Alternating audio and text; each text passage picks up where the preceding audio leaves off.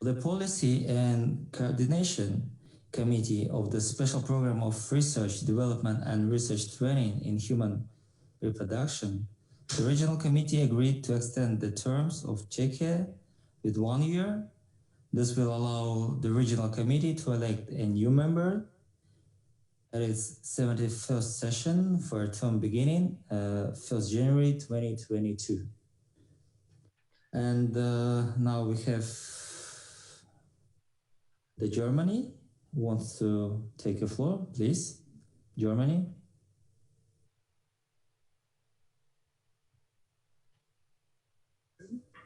Yeah. Mr. President, as an explanation of position on the nomination of the new members of the Executive Board, Germany would like to make the following statement on behalf of the EU and its member states with regard to the nomination of Belarus as a new Executive Board member for the period 2021-2024. The Ukraine aligns itself to this statement.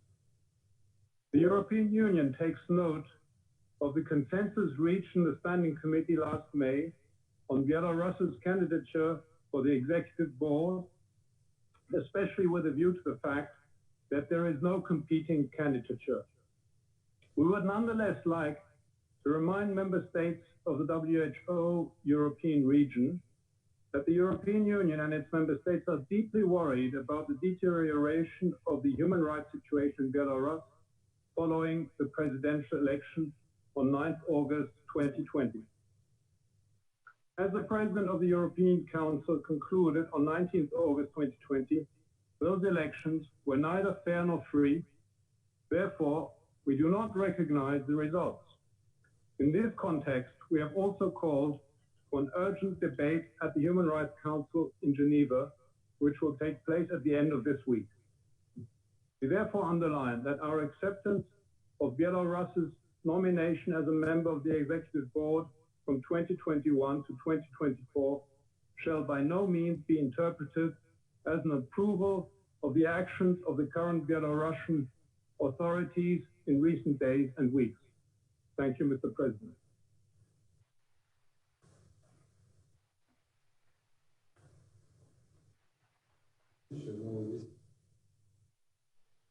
Okay, thank you. Could legal counsel comment on this?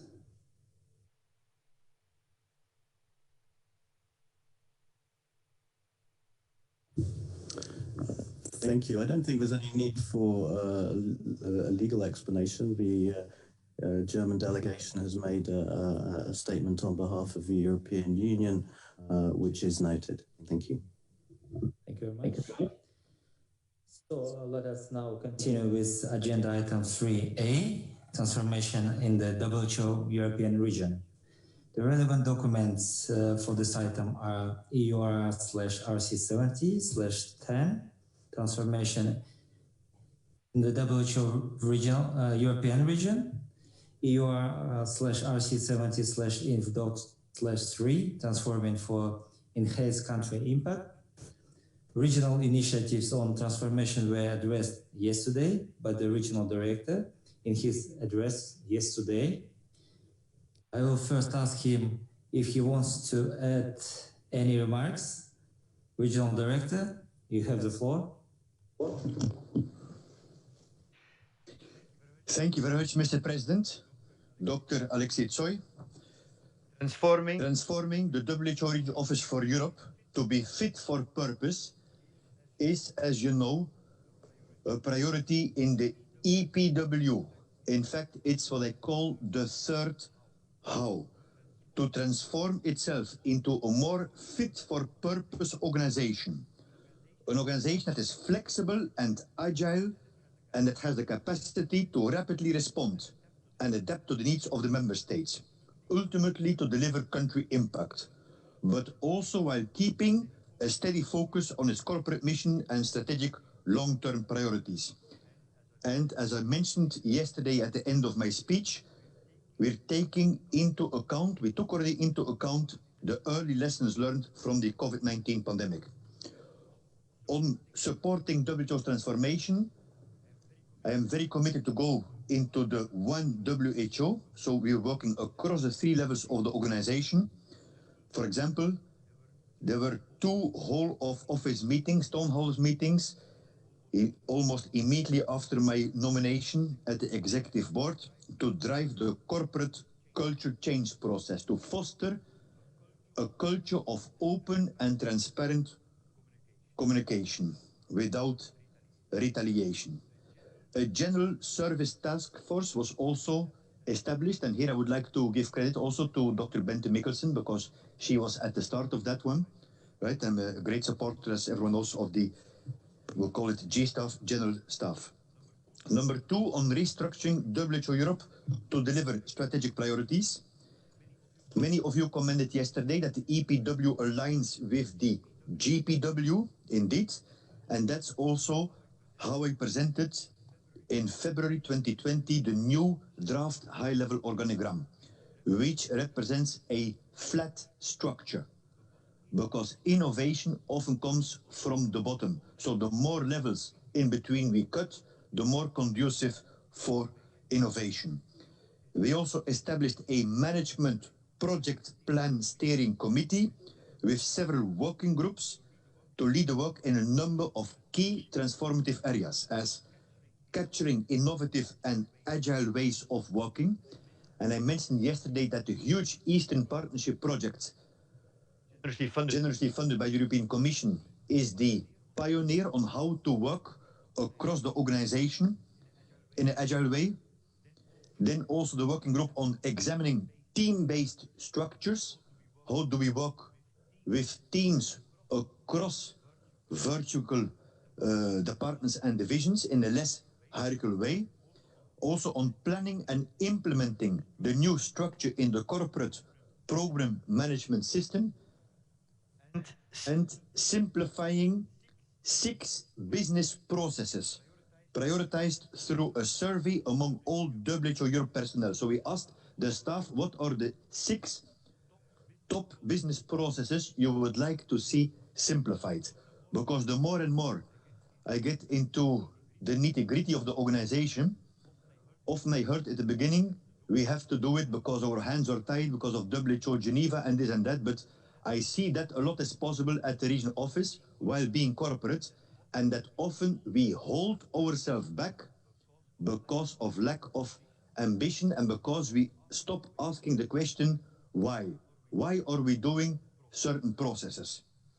Next one, establishing a new organizational culture through staff engagement. At the first town hall meeting, I signed the WHO Value Charter to recommit to the WHO Value Charter, which I believe in, and I invited all the staff to do the same, to move towards a respectful workplace and implementation of the zero tolerance policy on workplace harassment. The policy has been there, but what's lacking is the implementation. I'm very proud that I can tell I kept my commitment to the staff. The 1st of October, a full-time ombudsperson has been recruited, and the ombudsperson will not report to me, so will be independent. And thank you again to the WHO Europe Staff Association for the monthly meetings. I also had committed to implementation of the United Nations policy on mental and physical well-being for the staff. And here I have to give credit to many people in the office, not myself, but many people like the staff physician, the counselor, the people who put up online mental health sessions for the staff, and virtual fitness classes, which were very, very much attended, especially during the lockdowns. And next one is to ensure accountability to the member states and external engagement. We strengthen corporate governance, and thank you again to the chair and vice chair of the SCRC for the 2 additional ad hoc virtual SCRC meetings. And the one in March adopted also a formal statement on the COVID-19 pandemic. Further, thank you again. In November 2019, that was when I still was RD-elect, there was a brainstorming session for the first time among the SCRC members on how to make the RC sessions more responsive to the needs of the ministers. In fact, that time we didn't anticipate that we would meet virtually, but I would like to thank every one of you for having mobilized the ministers. We had a record on ministers of health, and because we tried with the SRC to make more clear in the RC a political part, a governance part, and a technical part, and also ensuring linkage with the European members of the WHO Executive Board. Thank you for always inviting me. I found these informal meetings of the European members of the WHO Executive Board very, very helpful. And finally, mobilizing financial resources. We are very determined to address the inherited financial deficit and ensuring future financial stability as a preoccupation. In fact, in March 2020, we had a meeting with the 12 European member states which are financially most contributing.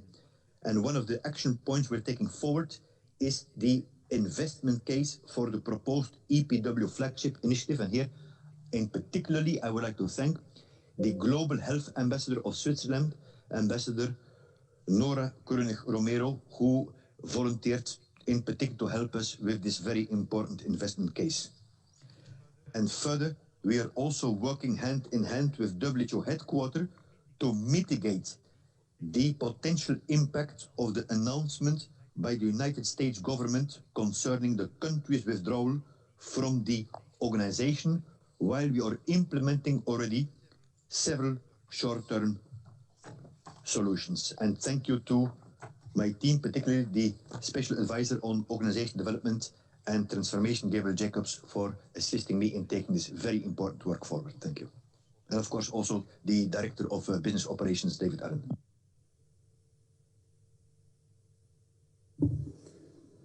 Thank you, Dr. Kluge. Let me now give the floor to the Dr. Bruce Ehlert, Senior Advisor to the Director General on Organizational Change at WHO Headquarters. Dr. Ehlert will provide us from Geneva with an update on the WHO transformation agenda at global level. The mentioned global paper was referred to the regional committees for feedback. Mr. Ehlert, you have the floor.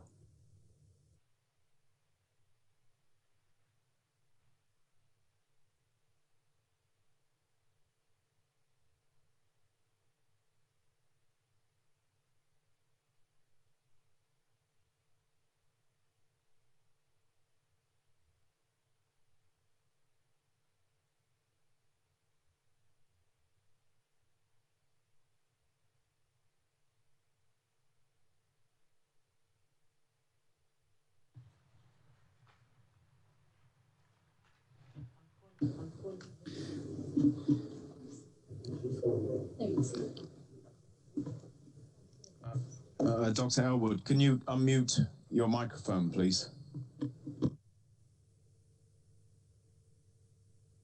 Sorry, I was unmuted. Can I be heard now, please? Yes. Loud and clear. Thank you. Okay, thank you very much, and apologies, Mr. President, and to the delegates. But Your Excellency, Mr. President, honorable ministers and heads of delegations, Regional Director Hans and colleagues, it's an honor to join the Regional Director and the Regional Office in introducing the Regional Committee paper on transforming for country impact. Over the next few minutes, I would like to make a few brief comments about the nature of the paper and the process we followed in developing the purpose for this. Then I'd like to say a few words about some of the major elements of the paper and just close with some comments on the way forward. So first, the Regional Committee will be aware that this paper is actually developed at the request of the Executive Board at its 146th session. It asked the EB, or the EB rather, asked the Secretariat to prepare an overview, a comprehensive overview of where we are in the WHO transformation, but with a particular focus on how transformation is playing out across the three levels of WHO, and specifically for enhanced impact at country level. So that really is the focus of the paper. And the Executive Board also asked that the paper go go through the regional committees so that we can gain your perspectives for a consolidated revised version of the paper that will eventually then go to the 74th World Health Assembly in the coming next spring. In developing this paper over the last 3 months, I would like to emphasize that this is very much a joint piece of work which has been developed as a collaborative effort between the regional offices, all the major offices of WHO and HQ included. And I'd like to highlight in particular the inputs that came from the regional director, Hans himself, as well as Gabrielle Jacob, who we mentioned is leading the transformation efforts there in Euro. As the RD mentioned in his comments yesterday in the Director General as well, the overall thrust and goal of WHO's transformation has really been to make the organization a modern organization that can work seamlessly, both horizontally within the organization's major offices and country offices, but also vertically across the 3 levels, all toward greater impact at country level. From the outset, as the transformation was designed, it was recognized that we would need to approach this in 2 ways for greater impact at country level. The first was we would need to look at how we worked across the 3 levels of the organization to better focus on country impact. And the second big thrust would be to look at the country level, at our presence, what do we look like there? How do we optimize that to meet the needs of member states? So over the last 2 years, the major focus of transformation, there's been 2 major, let's say, thrusts. One has been, how do we adjust across the 3 levels for greater impact at country level? And this is laid out in the second part of the paper. As you will remember, Honorable Delegates, the big emphasis has been around developing a country-centric strategic planning process and budgeting process, as well as redesigning many of our processes in the organization so that they put countries at the center and WHO's impact at the center. We also looked at the development of a new operating model to better align our work across the 3 levels for impact at country level, to enhancing many of our new processes, et cetera. And we've summarized this in the second aspect of the paper. But what's extremely important is what was happening in parallel with that work across the 3 levels. And in parallel, regional offices were each implementing reviews of their country presence. Now, these reviews were conducted in different ways across each of the regional offices, and you can see that highlighted in Annex 1 of this paper. In some regions, they focused on administrative and programmatic reviews. In others, they did full functional reviews, as in AFRO and EMRO.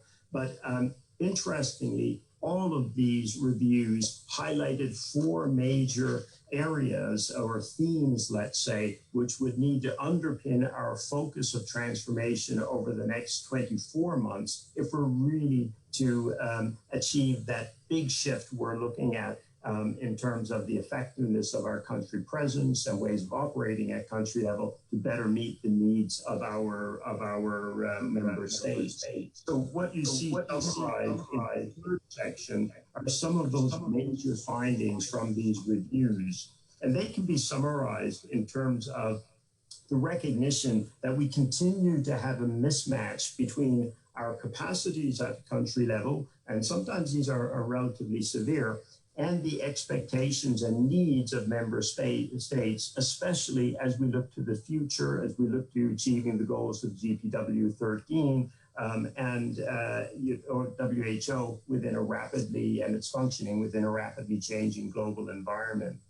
The second big finding was, of course, the need to ensure that the new HR processes that have been designed as part of the transformation at the global and regional levels were actually fully implemented and came to life, able to enhance our HR processes to implement the changes needed through these reviews. The third big, and this will be no surprise to you, the regional committee, the third big finding from all of the reviews was the financing challenges that the regional offices and country offices are facing in trying to implement the changes needed to be more fit for purpose for their member states. The final big finding was the need for flexibility across our regional offices, across our country offices, in how they set up and support the country presence for their member states. So those four major findings that have come out of the review processes at our regional and country levels have highlighted and really set the course for transformation for the next 24 months. And that's what's been laid out in the paper. However, as Regional Director Hans highlighted in his opening comments and comments of yesterday, this work has not happened in a vacuum. And as we have been developing this paper for the consideration of the regional committees, we've of course been responding to the COVID-19 pandemic as well. And this pandemic has, number one, reinforced the need for the transformation agenda, which has been laid out by the regional directors and the Director General. But it also provided an opportunity for us to test and fast track many aspects of our transformation. Again, as the regional director spoke to, we've had to set up agile teams. We've had to work through our partnerships very differently. We've had to look at our resource mobilization, allocation processes, and planning processes very differently, all of which have been parts of what we envisaged in our transformation, but have had to bring to life much more quickly. But then finally, and perhaps most importantly, the pandemic has also exposed what are some of the gaps in terms of where we are in our transformation, what we'll need to set the priorities going forward. And this brings me to the penultimate and final, part of the paper, which lays out our priorities for 2020 and 2021, and even beyond, as we look at transforming WHO for greater impact at country level. Now, these priorities very much reflect the outcomes of the reviews, the common themes which I just spoke of, and just highlight the importance of seeing through the big transformation that we need in our human resource areas, in our areas of financing, as well as our areas of planning, and our new ways of working across the three levels. As we go forward now and refine this paper over the next 4 months in advance of the next executive board and then the 74th World Health Assembly, there will be 3 sets of inputs in addition to the conversations of today that will influence this paper. We, of course, will have the independent panel on pandemic preparedness and response, which will provide its recommendations on changes that may be appropriate to ensure the organization is more fit for purpose going forward. We will also have an independent evaluation of transformation, which is taking place over the next months and is hoping to be completed by November, which will inform our priorities for the next years.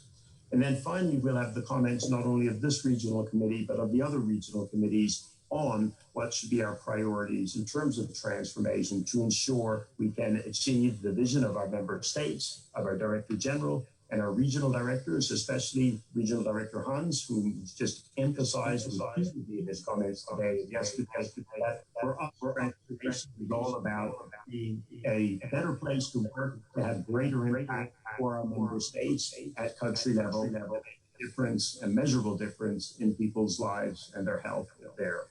Thank you.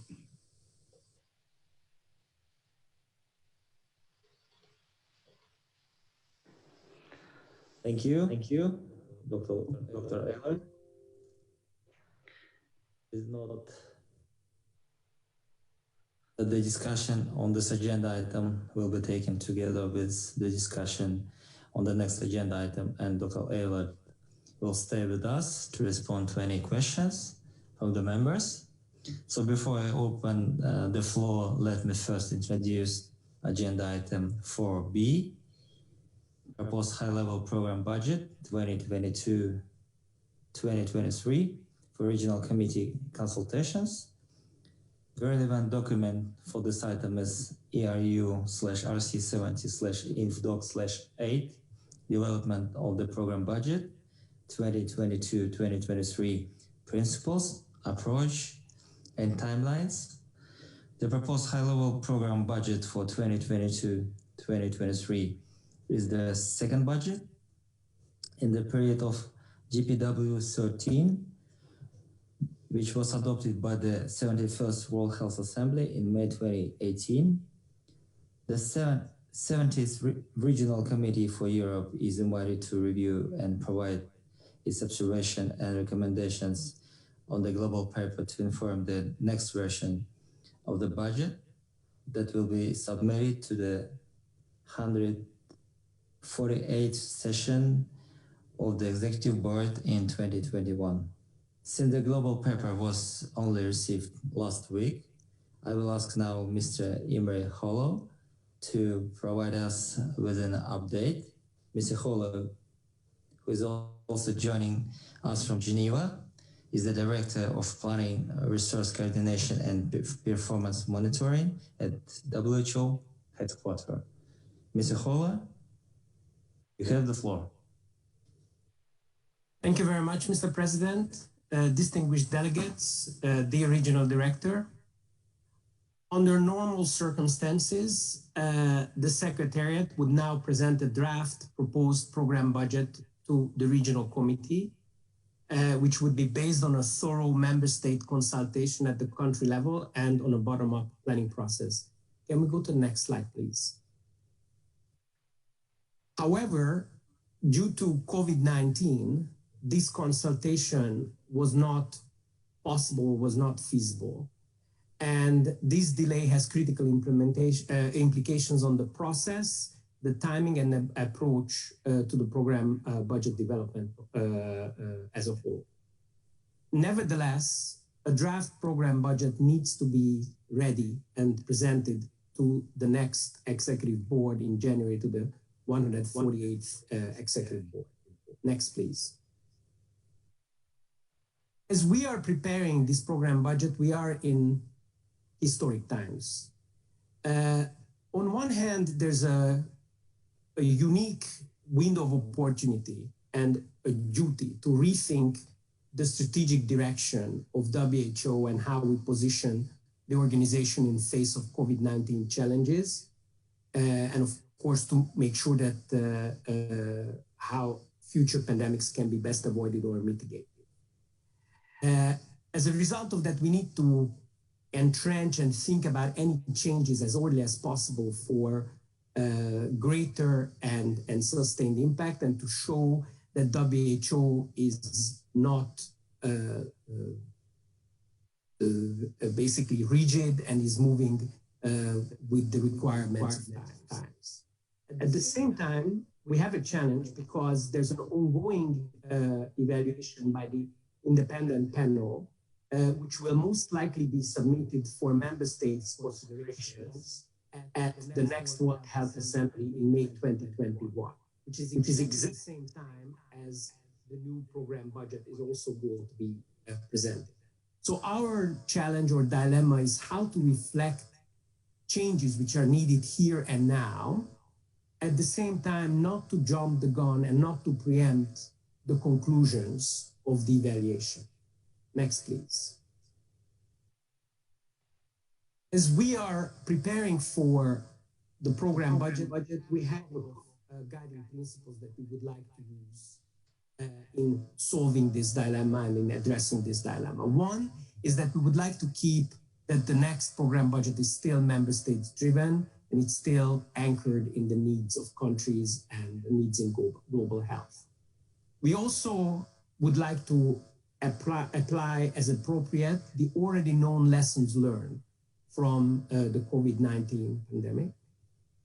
What we've learned in the past couple of months is that we have to be flexible. We have to be ready to change course. We have to be ready to listen. We have to be nimble. We have to be rigorous and consultative, but we also have to be pragmatic, and we also have to be ambitious. Next, please. What we're proposing is the following.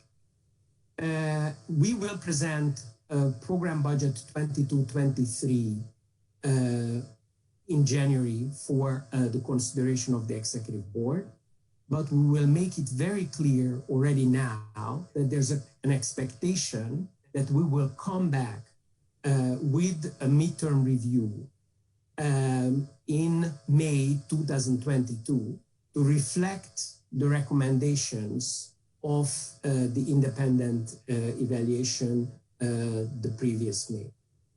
And these revisions will be based on emerging information, also the changing environment, but of course, most importantly, the recommendations of the independent panel should be reflected in the program budget as quickly as possible.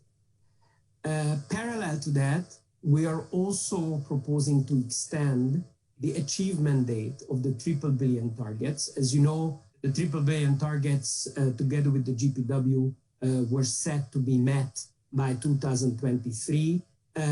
We have already seen that it's been very difficult to reach these targets by 2023. But now with COVID, there's clearly a setback that we will need additional time. And even this 2025 deadline is very ambitious, but it would give us the opportunity to align with other UN SDG reporting requirements and reporting of other UN agencies. And it's also the midterm review of the SDGs. So we thought that this is ambitious enough to keep us on track, but at the same time gives us additional 2 years to be also realistic.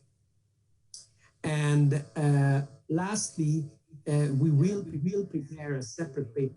We're proposing to prepare a separate paper, which is in line with the resolution 73.1, which will address the issue. Now we're going to work on a second document in connection with the resolution. We're looking at sustainable financing, and we support this.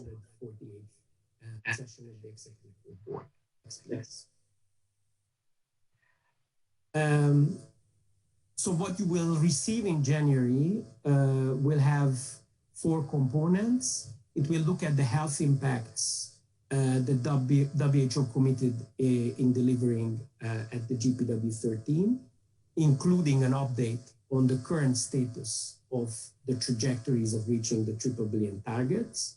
There will be an analysis of the emerging needs, including those which were brought about by COVID-19. We will also specify what WHO will deliver.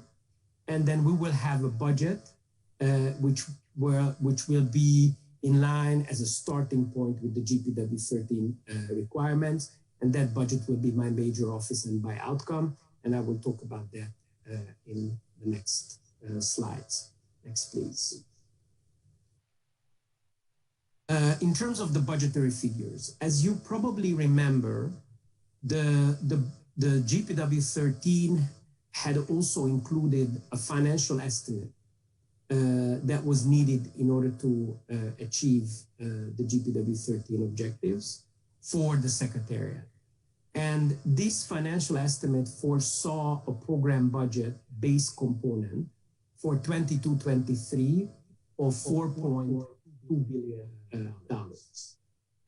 This would be a 7.8% increase compared to 2021. This will be the basis of our discussions. Next, please.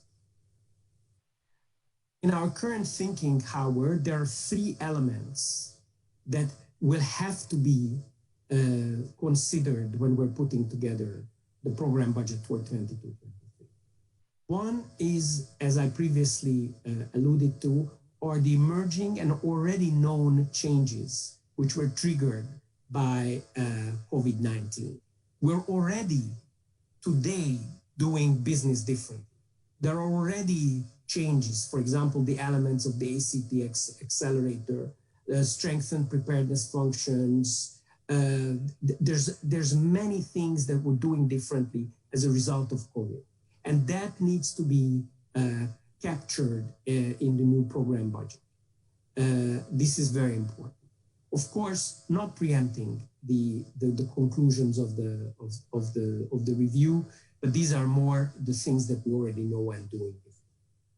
The second element that needs additional consideration is very much related to Bruce's previous presentation, is that the full impact of transformation was not yet known, and the transformation initiatives when we put together the GPW 13. So there are elements which have not been considered, for example, science division, for example, the supply chain platforms, and some of the other smaller and bigger changes that are already in place or about to be implemented in 2021, and we will have to reflect them in the 22-23 budget. So that we will have to add as well. Thirdly, there are important polio transition related changes, and this is the integration of the essential public health functions in most countries.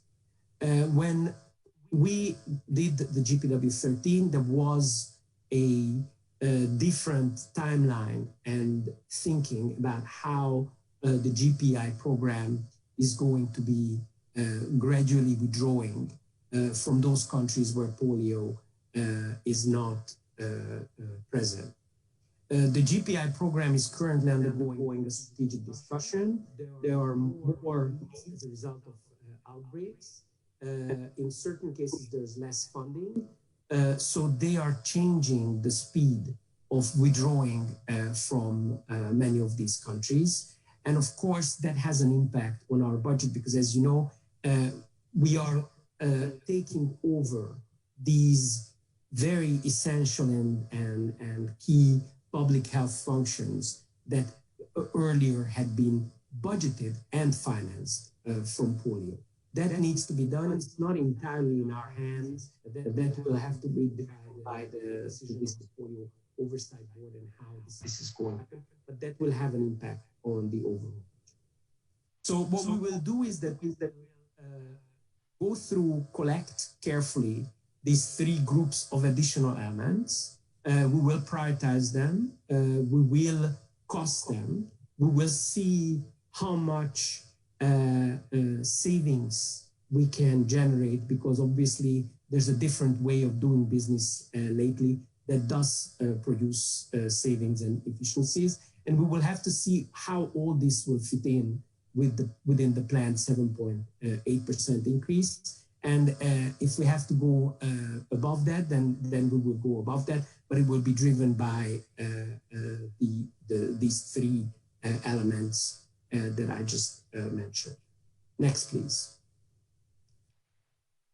Because we didn't have an opportunity to discuss the program budget in detail at the regional committees, only the process and the approach, we basically would like to use every opportunity to engage with member states, be it formal, informal, virtual, or in person. So we really would like to make sure that by the time the program budget is going to be presented, the draft program budget, to the executive board, member states will feel that they have had a chance to review it, to give us comments, and to shape it in a meaningful way. And of course, in that we would like to use existing regional consultation mechanisms, as well as consultations here in Geneva, and then of course the online forms of discussions. Next, please. This just shows basically the timeline, the proposed high-level timeline and engagement with member states, with a very strong commitment to have the program budget presented to the executive board in January, and with a very strong commitment to have full member state involvement in the process leading. Thank you for your attention.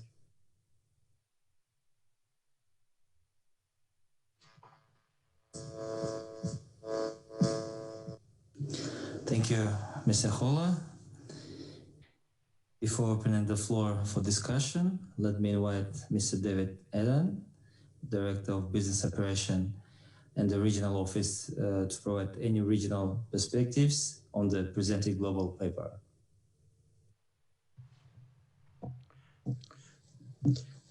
Thank you, Mr. President, and thank you, Imre, for providing a very good overview of the global mechanisms and structures. I just want to bring member states along with how we're going to be handling this and going through this in the coming months in the very short timelines that you were presented. In effect, the first deadline on our timelines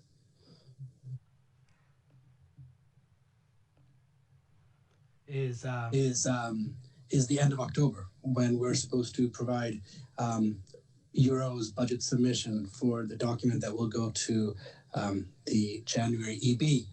This is a very quick timeline, and we will be using a lot of information that we have already gathered from the changes that COVID has, and the impact that COVID has had on our implementation. We will be doing the desk reviews of our prioritization according to the GPW 13 targets. Our WRs and country offices have been very hands-on the past 6 to 9 months, and we find that them very well prepared for this exercise and to consult with the ministries as possible in order to get a first input into headquarters.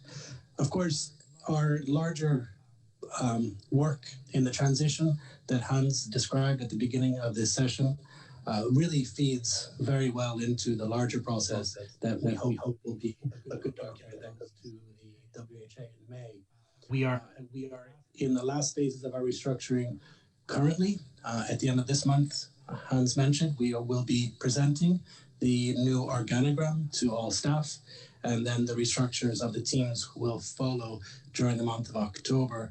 And those new teams will be defining the new plans and new targets and priorities of the programs for 21, but also 22, 23. So in a way, the timelines for the WHA document work quite well for us. So our technical alignment is going to be on the EPW, which is fully aligned to the GPW. So we are the last region to do so. The other regions having aligned at the same time during 20 and 21. So we are allowed a bit more time, and we have discussed very closely with Imre that our details will go in for the WHA in May document. We are aiming this whole process to very much, as Hans has promised, towards a flat, fiscally responsible structure to start for 2022-23. Thank you. Thank you, Mr. Ellen. Let's now open the discussion on both agenda items, and namely transformation and program budget. For this, I hand back the chair to the executive President Dr. Bergström, as it will be easier to manage the speakers list from Copenhagen. Thank you very much, Mr. President, Dr. Toy. For this discussion, both Dr. Aylward and Mr. Hollow will be available to address any questions and comments raised at the end of the list of interventions. And here with us in Copenhagen, we have, of course, the regional director ready to further clarify on any regional implications and perspectives related to the 2 agenda items of transformation and program budget. And the regional director here in Copenhagen is also assisted by Ms. Gabrielle Jacob, Special Advisor on Transformation and Organization Development, and Mr. David Allen, Director of Business Operations here at the regional office in Copenhagen. For the discussion, we will follow the same approach as in the previous discussions round, and I would also again like to invite delegations to observe the time restrictions for your interventions. If delegates wish to address both agenda items 3A and 3B under discussion here, they are kindly requested to do so in one single intervention while still keeping within the allotted time slots of 3 minutes. And first, I would like to invite delegations who have requested to intervene prior to our session today to take the floor. But during the interventions, I also invite Other delegations not yet on this pre-established speakers list, but who wish to speak, I invite these delegations to indicate their request to take the floor by using the raise hand tool in Zoom or the chat function. I will now give the floor to the delegate of Belgium to be followed by the United Kingdom. Thank you, Mr. President, Director General, Regional Director, Your Excellencies, colleagues. We were looking forward to exchanging during this debate on the draft program budget 2020-23. Needless to say that we were somehow disappointed that when we learned that last week that the draft budget was not ready. And although we do understand that the current circumstances make timely delivery difficult, we expect a proper consultation of member states as soon as possible and sufficiently in advance of the Executive Board's session in February. Regarding the approach proposed in the document received on Friday, we support a solution of providing a moment of review of the budget in 2022 in order to possibly integrate changes depending on the IPPR's outcome. But, however, we will need to analyze in more detail the implications of extending GPW to 2025 before positioning us as a country on that proposal. Let me shortly share some thoughts on the transformation process now. We welcome the commitment of the regional office to the transformation process and appreciate the strengthened focus on countries. This country focus implies further thinking on the how of collaboration with countries without country offices. Belgium chose the country cooperation strategy, CCS, as a way to collaborate with WHO. A CCS allows to adopt a long-term and strategic approach on public health. In Belgium, it allowed us to come to a common and coherent view on priorities in our collaboration with the WHO, and this in close collaboration with subnational authorities. For us, recognizing the role of subnational entities like the regions in health policy could also be reflected in data analysis and reporting on the different levels wherever appropriate. In conclusion, we are looking forward for the midterm evaluation of Belgium's CCS and on a continued fruitful collaboration with the regional office on the health policies in Belgium. We thank you for your attention. Thank you very much, Belgium. And I'll give the floor to the delegate of the United Kingdom to be followed by Germany. UK, you have the floor. Thank you and good morning, everyone. Thank you, Chair. Thank you for the opportunity to speak on these two priority areas for the UK.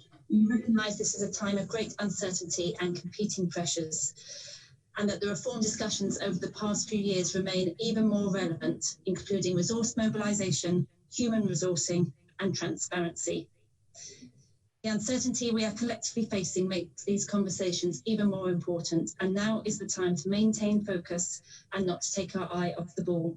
This is not a zero-sum game.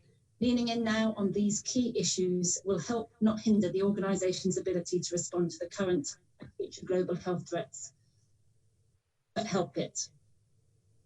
We welcome the progress on transformation in this region, including reform of the regional organisation to match EPW and broader priorities. We are pleased to see the initiatives focused on culture within the region. We look forward to hearing more detail as this progresses. This region and the member states in it have always been drivers of reform, and we are pleased to see this continue. Thank you also for sight of the report on transformation and country impact. I don't think it is yet what we are looking for, although I appreciate with current pressures, it is a work in progress. The current document is somewhat high level, thematic and generalised. In addition to the numbers of reviews at country level, it would be good to have more granular detail on the findings. We recognise the themes of the mismatch between resourcing and staffing, but would expect to hear more on concrete solutions. We would also still like to see more transparency in presenting progress in delivery of the transformation agenda against its aims. We look forward to a next version in January, which gives us a clearer and more detailed picture of what is happening on the ground with a trajectory for action. We also note the paper on developing the programme budget 22-23. As this was posted so close to the meeting, we have not had time to consider in any detail. We will therefore come back with further comments at subsequent opportunities when we have had time to consider. A couple of initial thoughts at this stage. We do appreciate it is a complex landscape, so recognise the need to review down the line as a pragmatic approach. However, we do not want uncertainty to prevent activity, compounding the indirect efforts of COVID further. In addition, it is vital that Member States are consulted properly on the development of the next programme budget. We appreciate that has not been possible over the summer, as is usual, but we do need genuine input through meaningful consultation. Thank you again for the updates. We look forward to continued discussions on these important issues at both regional and global level. Thank you, Chair. Thank you very much. Thank you very much. And I'll give the floor to the delegate from Germany, to be followed by Norway.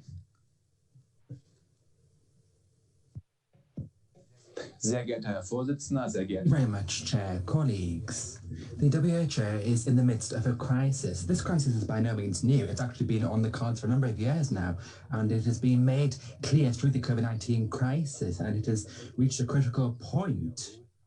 In fact, the USA, the largest supporter of WHO, has announced that it's going to withdraw from the organization. The organization is in a direct dependence on voluntary resources and a small number of donors who steer the priorities of the organizations. The membership contributions of the member states amount to $490 billion a year, and this money is not enough to allow the organization to fund its core mandate, central standard-setting activities, but also leading work in the fight against cross-border health dangers cannot be met with the contributions from member states. We continue to have unlimited expectations on the organization, but the resources that we member states provide to the organization are not sufficient to allow the organization to live up to these expectations. This cannot be the case. The COVID-19 crisis makes the situation very clear to us, and we need to use this as an opportunity to bring the international expectations on the WHO into harmony with its actual capacities. Germany is convinced that we need a stronger WHO, not just because we want to protect the world from health crisis in the future. We are therefore ready to invest in our organization and to reform it. It is an honor for me to announce that this year, we will be providing an additional 50 million euros to the WHO. We hope that other member states will also make financial contributions. It cannot be the case that the top 3 donors of our region contribute to the tune of 52% out of 53 member states. This financial dependence is not healthy. Out of the 20 top donors, only 8 of them are member states who account for 90% of voluntary contributions. Ladies and gentlemen, this simply cannot be the case. On the one hand, we cannot announce that the work of the organization is of great importance, and then on the other hand, assume that others are going to foot the bill. We need to discuss things in an open way. We need to establish what responsibilities we have as member states. We are convinced that we need to learn lessons from this pandemic. This entails that the WHO needs to be in a position with all the member states to live up to the role set forth in the Constitution. Therefore, Germany is investing in the organization. My ministry alone this year is making available 400 million euros, and this is on top of donation in kind. We are doing this in the clear understanding that we need a stronger WHO, a more sustainable one, in order to prevent this health crisis. This can only be achieved if all members of the WHO in the future are prepared to support the WHO financially in a stronger way. Thank you. Thank you very much, Germany. And I'll give the floor to the delegate of Norway, to be followed by Switzerland. Norway, please. Thank you, Mr. Chair, Excellencies, dear colleagues. The devastating effects of COVID-19 show the importance of health preparedness. Health is at its core also a matter of basic security. WHO's role as the leader and normative authority in health crisis is indispensable. One of the main lessons of this pandemic is that we need to strengthen WHO. WHO's work in health emergencies is, however, chronically underfunded. At the same time, demands on WHO to respond to crisis were increasing already before this pandemic.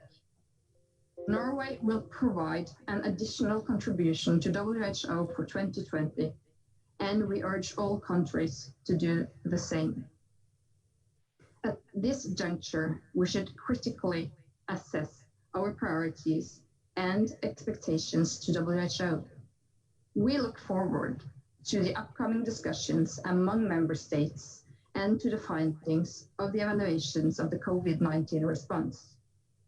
We should all take a step back and consider how we can contribute to a strengthened WHO and put the Secretariat in a position to deliver on priorities set by the World Health Assembly.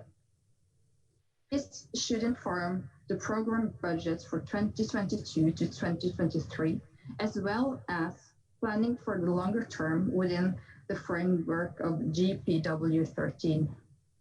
In our view, the key is to ensure that we enable WHO to support countries in building resilient health systems.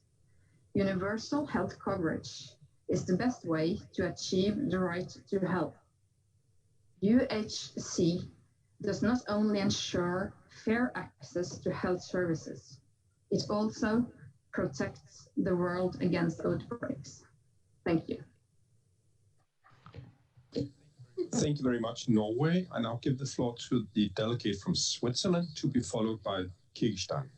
Switzerland, please. Monsieur le directeur régional, Monsieur le Président, Excellences, chers collègues, la Suisse vous remercie du rapport thank you for the report on the activities of the regional office of the transformation of the WHO. Nous œuvrons depuis des années pour une ONU forte, gouvernance optimale de l'OMS. Nous saluons ainsi l'élaboration du programme de travail européen 2020-2025, l'alignement au niveau programmatique sur le 13e programme général de travail de l'OMS. Nous sommes également satisfaits de constater que le bureau régional s'est concentré sur la transformation grâce au programme de soutien aux pays et aux accords de collaboration. Ceci dit, l'harmonisation de ces instruments et leur alignement sur le plan cadre des Nations Unies pour le développement. Il y a un an, nous avons évoqué le souci concernant le personnel du bureau régional qui se trouve dans de nombreux processus de transformation depuis 2011 et qu'une stabilisation serait fort souhaitable. La Suisse salue donc les démarches entreprises vers une nouvelle culture de la communication ouverte et de la participation. L'OMS doit disposer d'un budget transparent, solide, pérenne et de qualité. Seules des premières pistes vagues nous ont été présentées. Cela nous inquiète. Tous les États membres doivent avoir le temps nécessaire pour se prononcer dûment sur le prochain programme budgétaire. Il n'est pas satisfaisant de ne pas pouvoir en discuter pendant notre comité régional. Nous demandons au secrétariat de soumettre les documents nécessaires aussi rapidement que possible pour des consultations avant le conseil exécutif. Nous réservons nos commentaires spécifiques pour cet échange. Je vous remercie. Thank you very much. And I'll give the floor to the delegate from Kyrgyzstan, followed by Finland. Kyrgyzstan, please.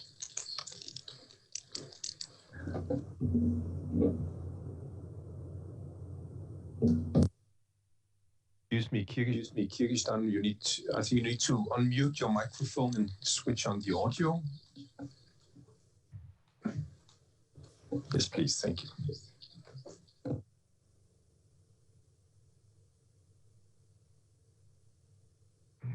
Excuse me, Kyrgyzstan, we do not have any sound from you.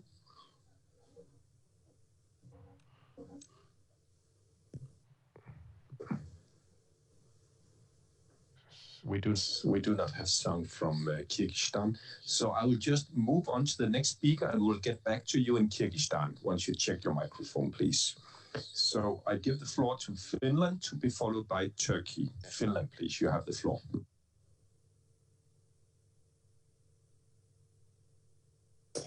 Honorable President, Executive President, Regional Director, Excellencies, dear delegates. Finland would like to thank the Regional Director and the Regional Office for the reports on the preparation of the Programme Budget 2022 to 2023 and on WHO transformation. COVID-19 poses unprecedented challenges to the organization to fulfill its mandate as the leading organization for global public health and the UN system COVID-19 health response. It comes as no surprise that this has extraordinary financial and operational implications. We thank the Secretariat for presenting us the state of play of the impact of the pandemic on the budgetary process as clearly as possible.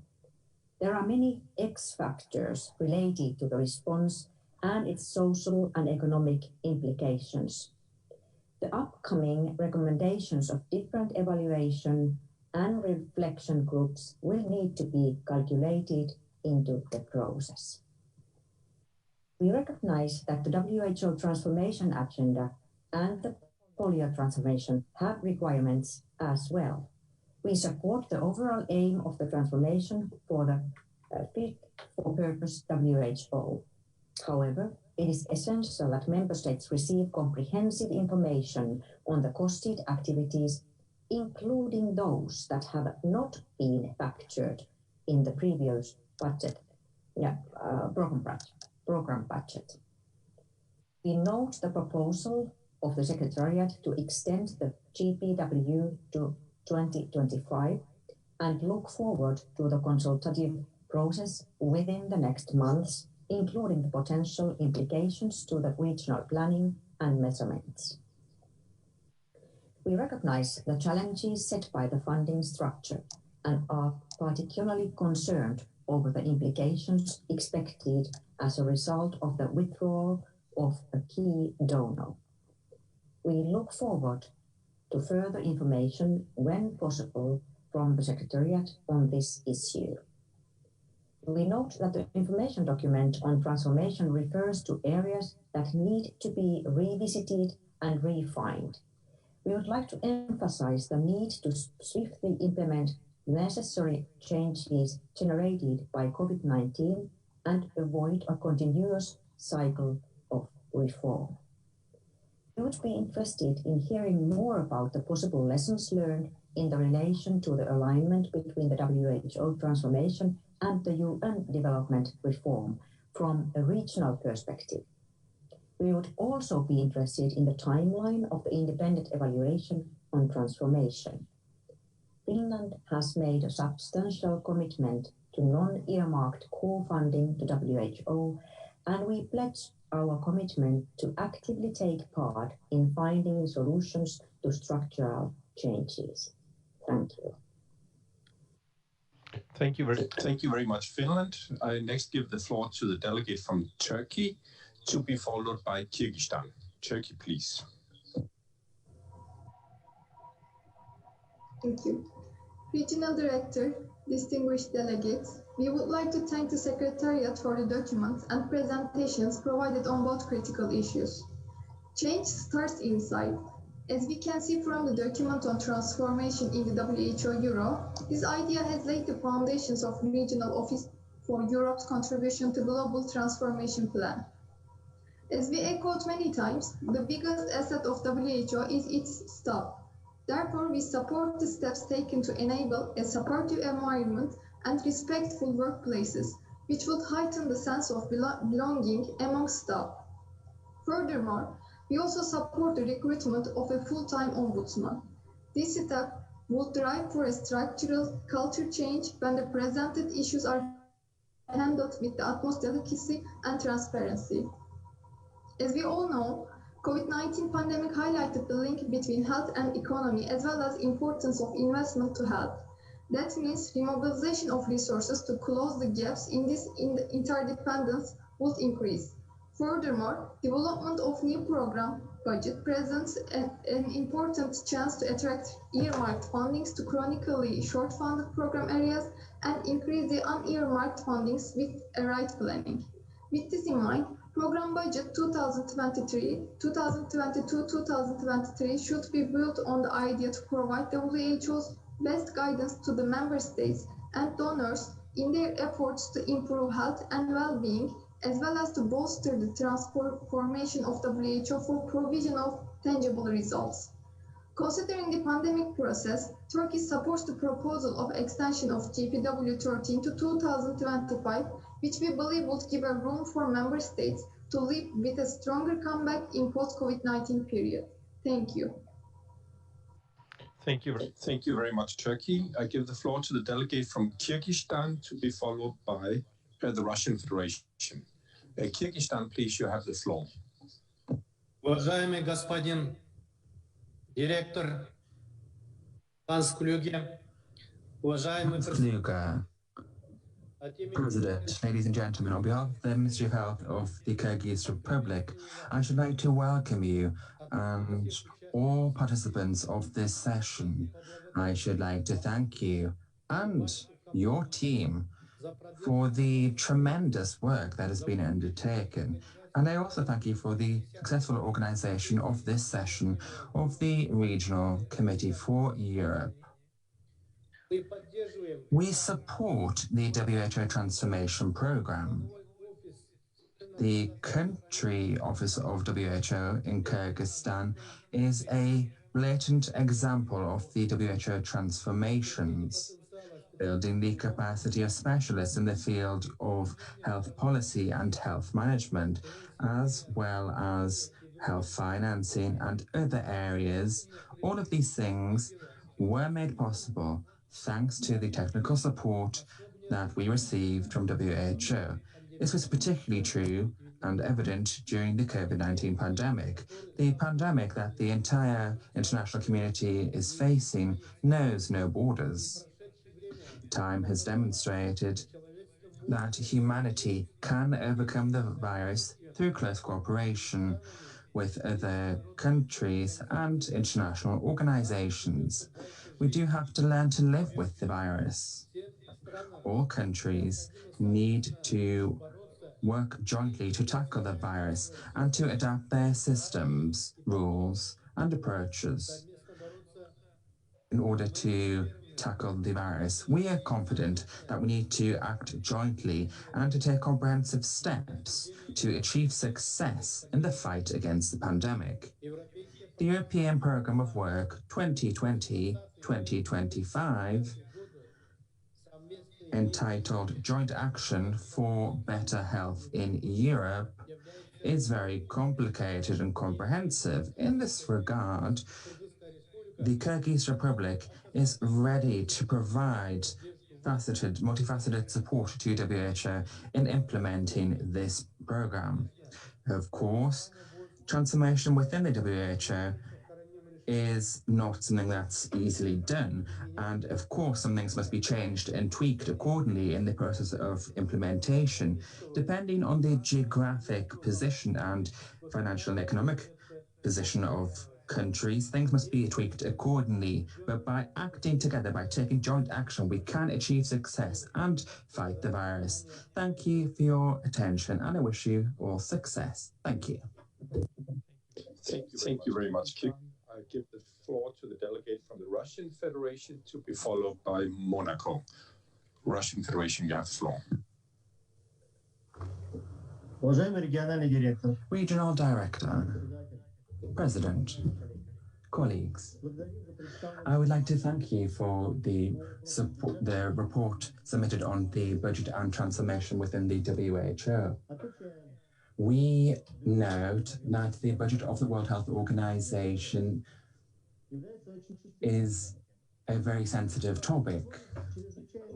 Against the backdrop of the emergency situation connected with the COVID-19 pandemic, we are forced to look at the modalities of the work on the budget in a virtual format.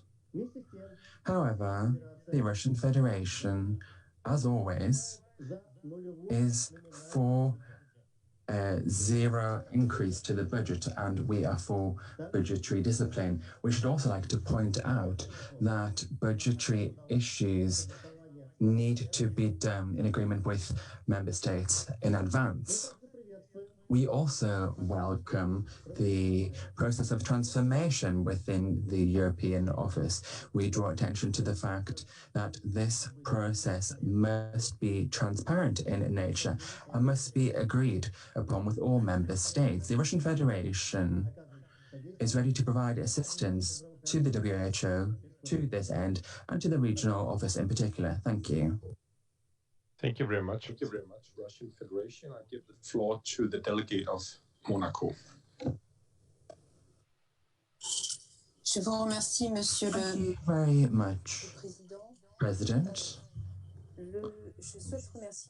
I would like to thank the regional director and his special advisor, Madam Jacob, for the report concerning the transformations within the office. We sincerely hope that we will have a transparent and swift process, and one that is indeed flexible. We remain attentive when it comes to the evolutions of the transformation process, but I must say that we are on the right tracks. We encourage the office to continue along these lines. Turning now to the draft program and budget, and also the possibility of extending the GPW. Out of the sake of saving time, I would like to support the comments made by Belgium, the UK, and Switzerland. We will certainly come back to this topic during consultations, I am certain, especially in the run to the EB. We'll come back to the details regarding these 2 points. Thank you. Thank you. Thank you very much, Monaco. We have now completed the list of speakers from member states, but before I close the list of speakers, I would just like to see if there are any other delegates of member states wishing to take the floor on agenda item 3A and 3B.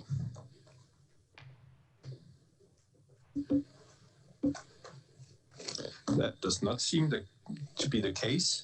Also, we have not received any requests from partner organizations to intervene at this agenda item.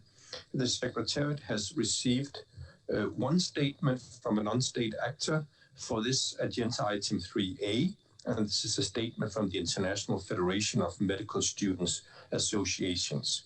Well, that statement will be posted on the conference website. This then completes the interventions on these agenda items, and I now hand back the meeting to you, Mr. Chair.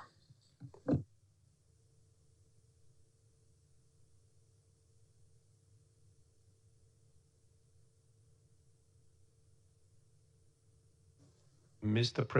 President, Dr. Tsoi.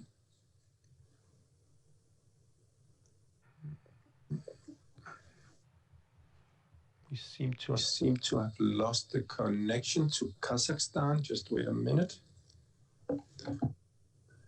Thank you, Dr. Burster. There have been a number of comments made and specific questions raised in the interventions. I'll first go to Geneva for comments on the global papers. Thank you. Let me first invite Dr.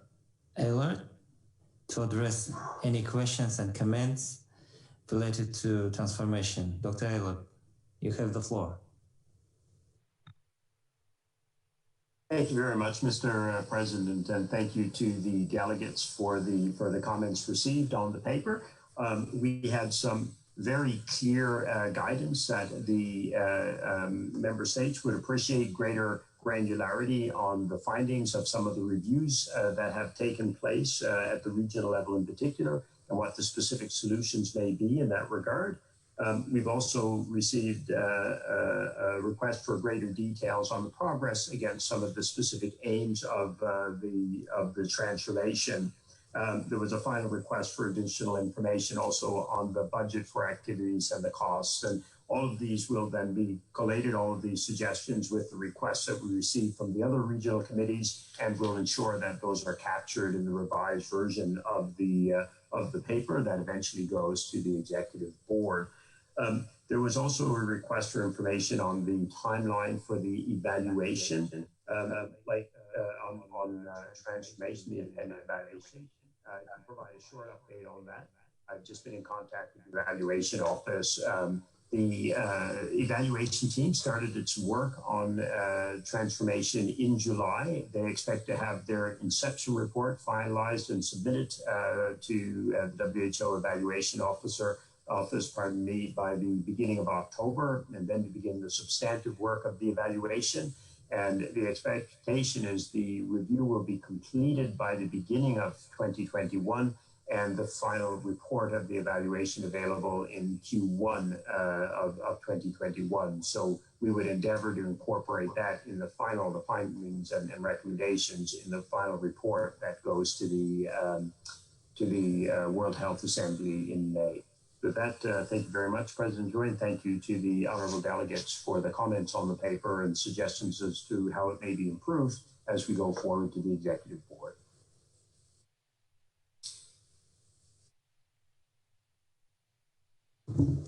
Thank you. Can I now ask Mr. Holler to address any questions and comments related to the program budget item? Mr. Holler, you have the floor. Thank you very much, Mr. President, and thank you very much for the strong support for WHO that was given by member states. We really appreciate that. Also, thank you for the understanding that that this was not possible to come up with the usual process and the detailed program budget for your review. And I would like to reiterate our commitment that there's going to be substantial and important member state consultations starting from a few weeks from now, leading up to the January executive board in shaping the draft proposed program budget. Thank you. Thank you. Now I turn to Copenhagen. Dr. Kluge, you have the final word. Thank you, Mr. President. And thank you for all the member states for really very, very to the point and comments and suggestions. So in reply, I'd like to mention that for us in the regional office, the WHO transformation is clearly about continuously enhancing country impact in all 53 countries in our region, while building a safe, respectful, and optimal working environment. This working environment, as I mentioned, for me is really to be grounded in the WHO Value Charter. I am a great supporter of the WHO Value Charter, which also means an implementation of a zero-tolerance approach to harassment, whatever form it may be. On the transformation in action, we heard clearly from you yesterday, affirming the importance of an agile, proactive, and responsive regional office. And we are transforming through action to deliver the strategic priorities of the GPW 13, the EPW, and the 4 flagships, with the dual objectives of country impact, but also fiscal balance. We welcome very much the comments of you member states on the cultural change in Euro. We know this is not an easy process, but I'm very, very grateful to the staff association and all the staff for going in the same direction. We are not waiting for the global shifts that headquarters outlined in the remarks on financing, HR, but as one WHO, their implementation will for us be an enabler for enhanced agility in Euro. And will continue to actively support the global WHO transformation process through the Global Transformation Team, the 3-level organization development teams, and other key initiatives, including my commitment that we also made progress on the European Transformational Leadership Academy. Remember, I mentioned this to the countries a year ago.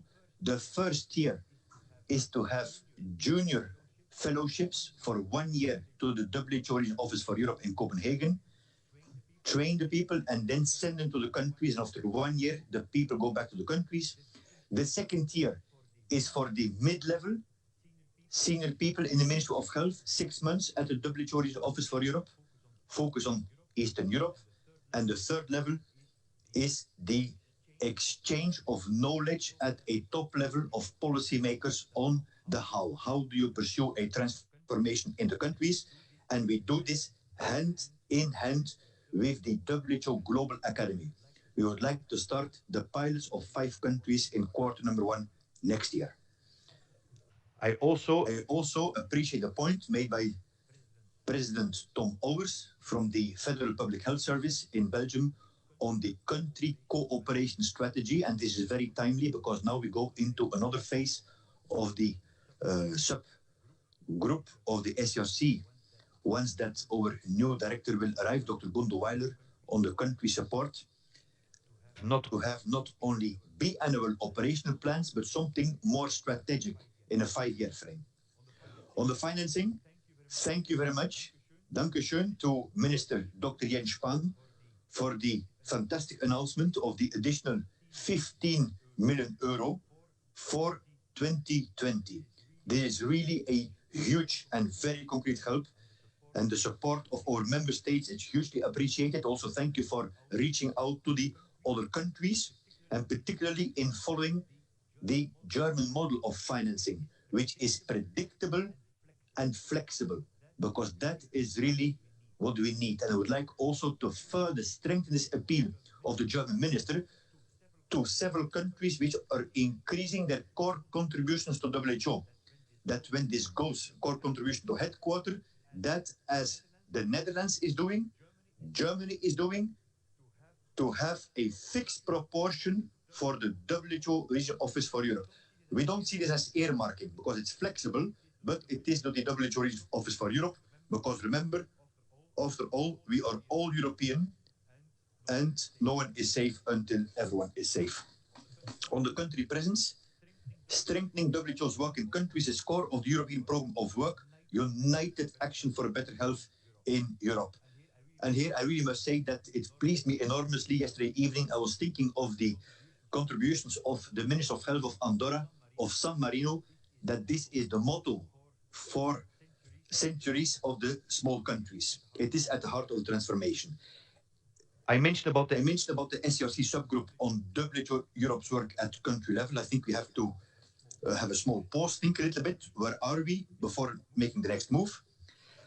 The analysis of a survey to member states with country office was finalized. I also want to give appreciation here to our external consultant, Dr. Hans Strutsen, who gave really a very, very solid contribution. We did a mapping exercise of the human resources across all country offices against, again, the 3 pillars of the EPW, GPW. So the question is, we looked in the countries with the head of country offices. Do the country offices have the capacity to deliver against all 3 pillars? And there's quite some disbalance, so we have to correct this a little bit. The COVID-19 pandemic has led to delays in advancing the planning country review activities, but it also created opportunities to increase the understanding by the countries of expected WHO support, both with and without WHO country offices.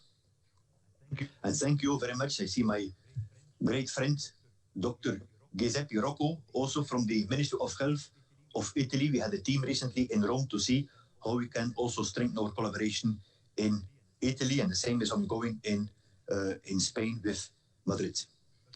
A small number of positions in country offices were identified for immediate post-creation to address critical gaps in country presence. I didn't want to wait. We know there are a number of critical gaps in country offices, and we immediately try to fill those. Following the consultation with the member states, the conversion of international to national head of office positions was completed already in the 3 Baltic countries. this was a clear ask from the Minister of Health of the Baltic states to have national health country offices instead of international WRs, which for me was a very, very logical and the right thing to do. And I'm very much looking forward to continue those discussions now with the 4 Visegrad countries. An in-depth functional review process is underway in the regional office, as Mr. Allen was highlighting very well. And we want to move fast, but also consultatively. The next town hall meeting will be in September, where the detailed organigram will be discussed and shown to the staff, and then we have to implement it. And of course, yes, a report at Region Committee 71, including what the colleague from the United Kingdom was mentioning on the cultural change. The program budget, the adoption of the EPW yesterday, and thank you again. This is one of the best evenings I had for a long time. It was a fantastic discussion. Thank you for the approval. Yesterday, by consensus, is a firm foundation on which to build the program budget for the next biennium, grounded in the 3 core priorities and the 4 flagships, not at least mental health. It will also be important to respond to the need to focus on preparedness and response to emergencies from all hazards. And in terms of consultation with you, the member states, number 1, we have the desk review exercise as a starting point. The WHO representatives will be consulted as all time towards the October deadline. And for the countries without country offices, the Standing Committee of the Regional Committee, of course, will be engaged, and the national counterparts in the countries. Finally, I would like to reply in one of the 4 official languages, the Russian language, to the respected colleagues, Minister of Health Excellency of Kyrgyzstan and Dr. Sonin from the Russian Federation. I would like to begin by thanking the Minister of Health of Kyrgyzstan for a very clear statement, and his very clear statement of support for the EPW. I am very much committed to a sub-regional approach, as indeed was described by the Minister from Kyrgyzstan. I am also very grateful for the presence of President Rosi in the Makumbaeva Committee. Thank you very much indeed. Turning now to the Minister of Health of the Russian Federation, we would like to thank you and your minister for your clear statement of support for WHO Euro. That's something that's very important for us. I consider your support to be particularly significant when it comes to the work that is ongoing on NCDs. We know that the Russian Federation is doing a great deal for NCD monitoring and control, and I'm very much eagerly awaiting my visit to the Russian Federation next week. Thank you. Thank you. We'll have a 15 minutes break now. During this break, we will be showing 2 more videos about the new flagship initiatives of the European Program of Work, beginning with an introduction to behavioral and cultural insights, and then a second film on the Mental Health Coalition. Thank you.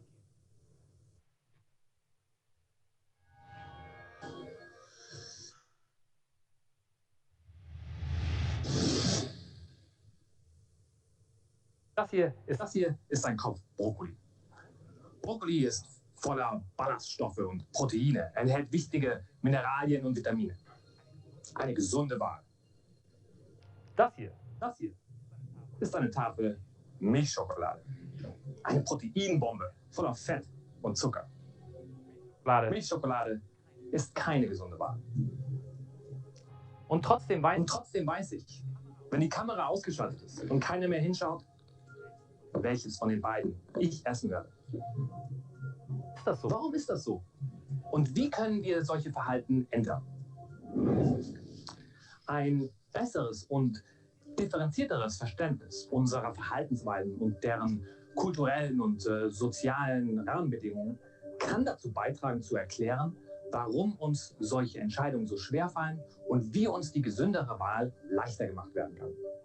Vor kurzem hat die WHO das Referat Verhaltensbezogene und kulturelle Erkenntnisse eingerichtet und es zu einer Flaggschiff-Priorität erklärt und sich damit zu Investitionen in diesem Bereich in den nächsten 5 Jahren im Rahmen des europäischen Arbeitsprogramms verpflichtet. Aber was bedeutet das in der Realität? Katrine Back-Habersund. Wie wirken sich diese Erkenntnisse auf der Länderebene aus?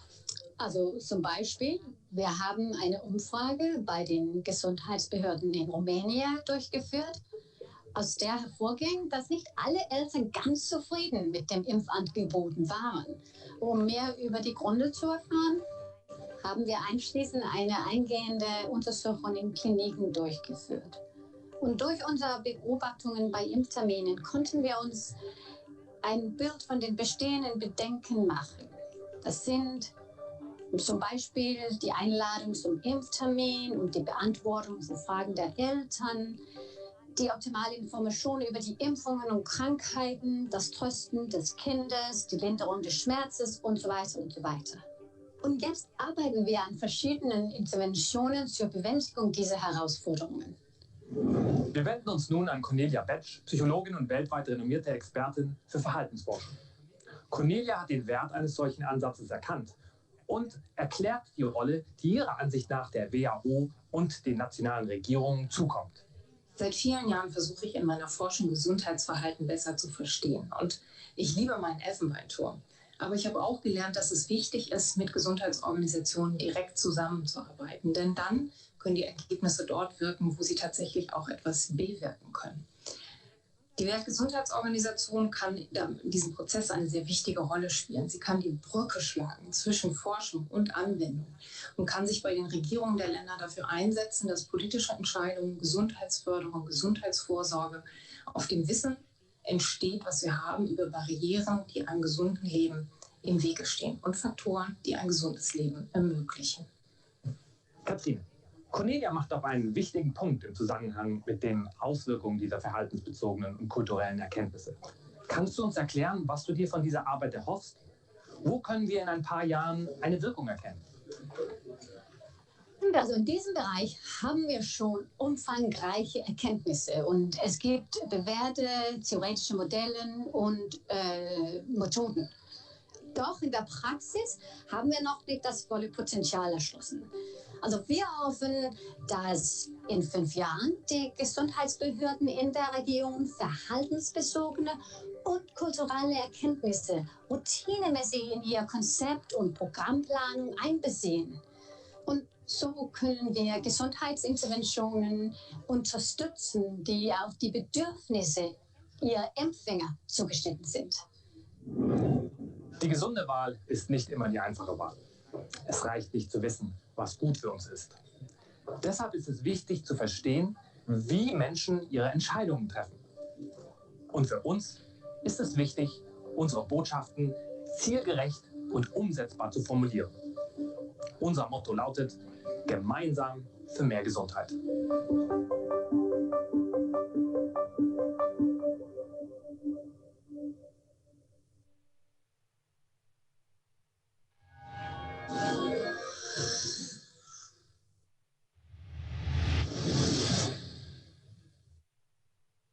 La santé passe nécessairement par la santé mentale, quel que soit l'âge, le sexe, la nationalité ou le statut socio-économique de la personne. Malheureusement, dans la région Europe, le suicide est la 2e cause de décès chez les jeunes.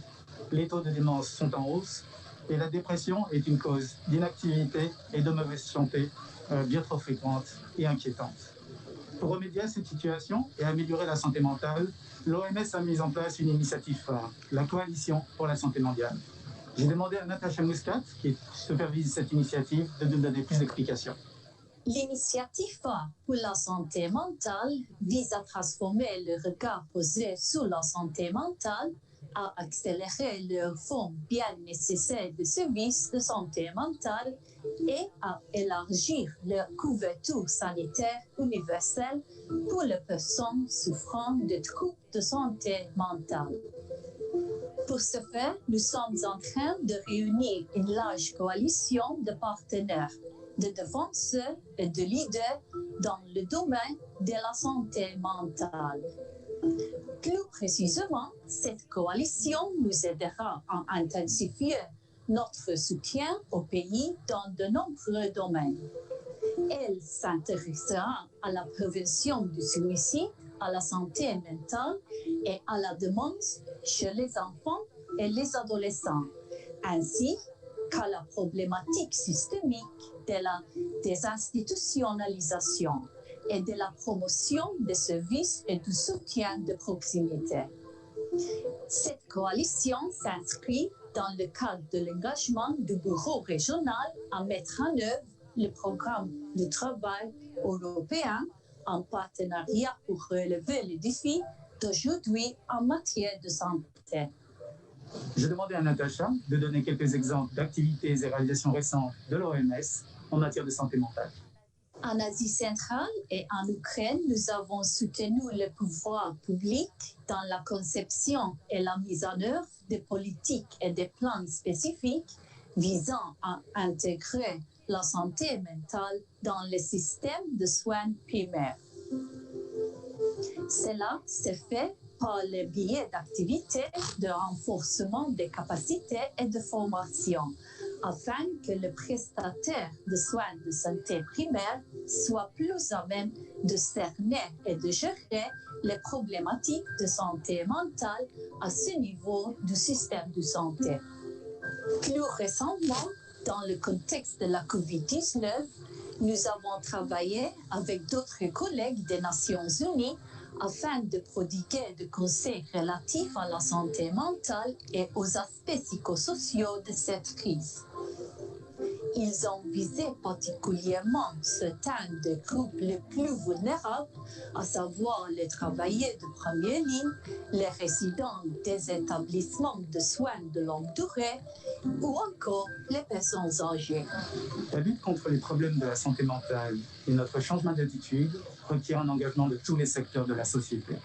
Nous sommes très honorés que Sa Majesté la Reine Mathilde de Belgique se mobilise en faveur de la santé mentale. Une bonne santé mentale nous aide tous à réaliser pleinement notre potentiel. Elle renforce notre résilience et notre capacité à gérer les changements et les incertitudes. Il est essentiel d'investir dans la santé mentale pour permettre aux sociétés de prospérer. La pandémie du Covid-19 est venue nous rappeler combien la santé mentale est essentielle pour le bien-être de chaque personne. Cette crise a déjà eu un impact psychologique considérable. Elle a révélé les limites de nos systèmes de soins de santé en général et de santé mentale en particulier. Il est aussi extrêmement inquiétant de constater que des facteurs qui fragilisent la santé mentale, comme l'isolement, le chômage, l'endettement, la pauvreté et les inégalités sociales augmentent rapidement dans le monde. Il faut craindre en conséquence une hausse des cas d'anxiété, de dépression et de décès par désespoir, surtout parmi les plus vulnérables. Mais cette crise peut aussi servir de catalyseur pour améliorer les services et pour changer le regard de la société sur la santé mentale. De nouvelles initiatives émergent, notamment en matière de sensibilisation. Pour réaliser ces changements, il faut des responsables déterminés et des partenariats solides. Il est encourageant de voir la santé mentale prendre une place centrale dans le nouveau programme de travail de l'OMS Europe. Je suis heureuse de constater, en tant que défenseur des objectifs de développement durable, qu'une nouvelle coalition de partenaires pour la santé mentale prend forme au sein de l'OMS Europe. Engageons-nous ensemble à agir pour une meilleure santé mentale à l'avenir.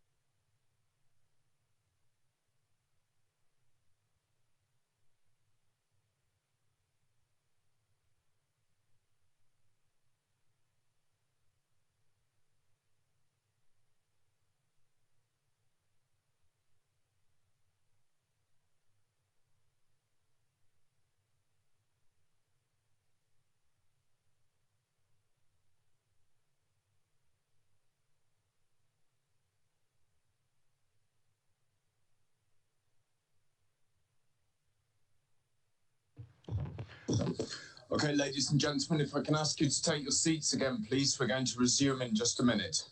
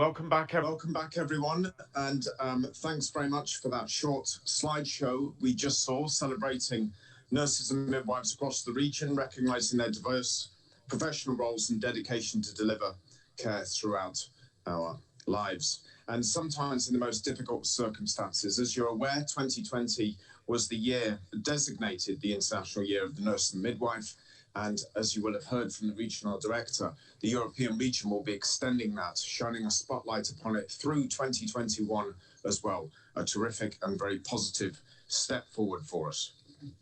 So, on that, I hand back over to the chair, RC70 President Dr. Alexei Soy. The floor is yours, sir. Welcome back. Here we have two requests for the floor from Belarus and Azerbaijan. Can I just clarify and check what's the request from Belarus? Are they related to the budget and the transformation issue? Belarus?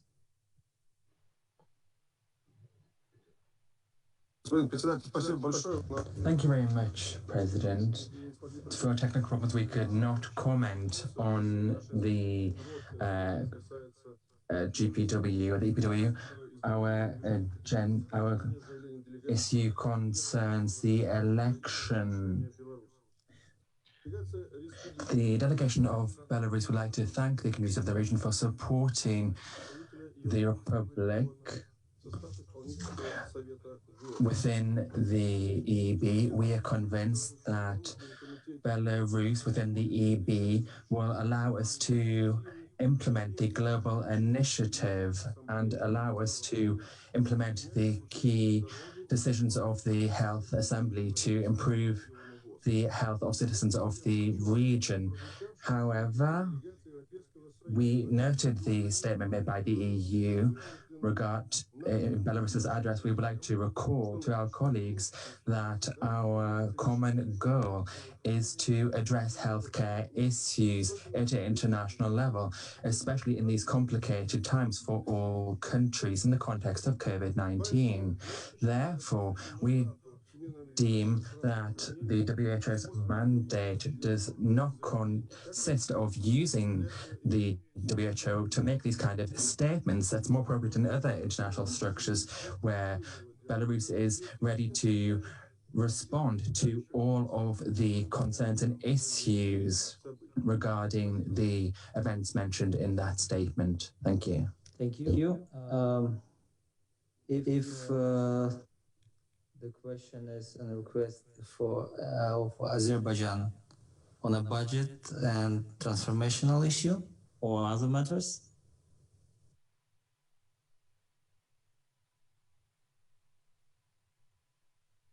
Yeah, by budget. I want to actually talk about budget. Azerbaijan. First of all, congratulates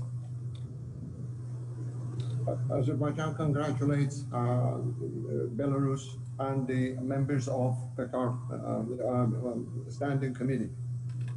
And Azerbaijan fully supports the report of Secretariat on transformation on transformation of WHO office.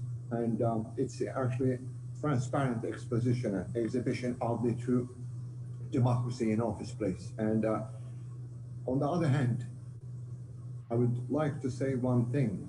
After the collapse of the Soviet Union, Azerbaijan was facing patriotic war and the civil war, and only true leadership saved us. Right now, that turmoil time, I want to commend Dr. Hans Kluge's work and his teamwork and European Regional Committee's work for being true doctors, true healthcare workers, true civil servants. And I want to commend their leadership once again. And I want to congratulate Dr. Tsoi and the President on Kazakhstan's election to the Standing Committee. Поздравляю вас, господин министр. We'd like to congratulate you. Well, thank you very much, and it was a very effective session, although it was virtual, but everybody participated. I thank everybody again on behalf of the Ministry of Health. Thank you very much. Let us now move to agenda item 4C, accreditation of regional non-state actors to the WHO Regional Committee for Europe. Relevant document for this item is EUR/RC70/9, EUR/RC70/ConfDoc/6. Let me remind you that all the 76th session of the Regional Committee, a procedure was adopted by this Regional Committee for the accreditation of regional non-state actors and not in official relations with WHO to attend meetings of the WHO Regional Committee for Europe in line with the framework of engagement with non-state actors. In line with this procedure, a number of non-state actors applied for this accreditation, and their applications have been reviewed by the Secretariat and the Standing Committee of the Regional Committee.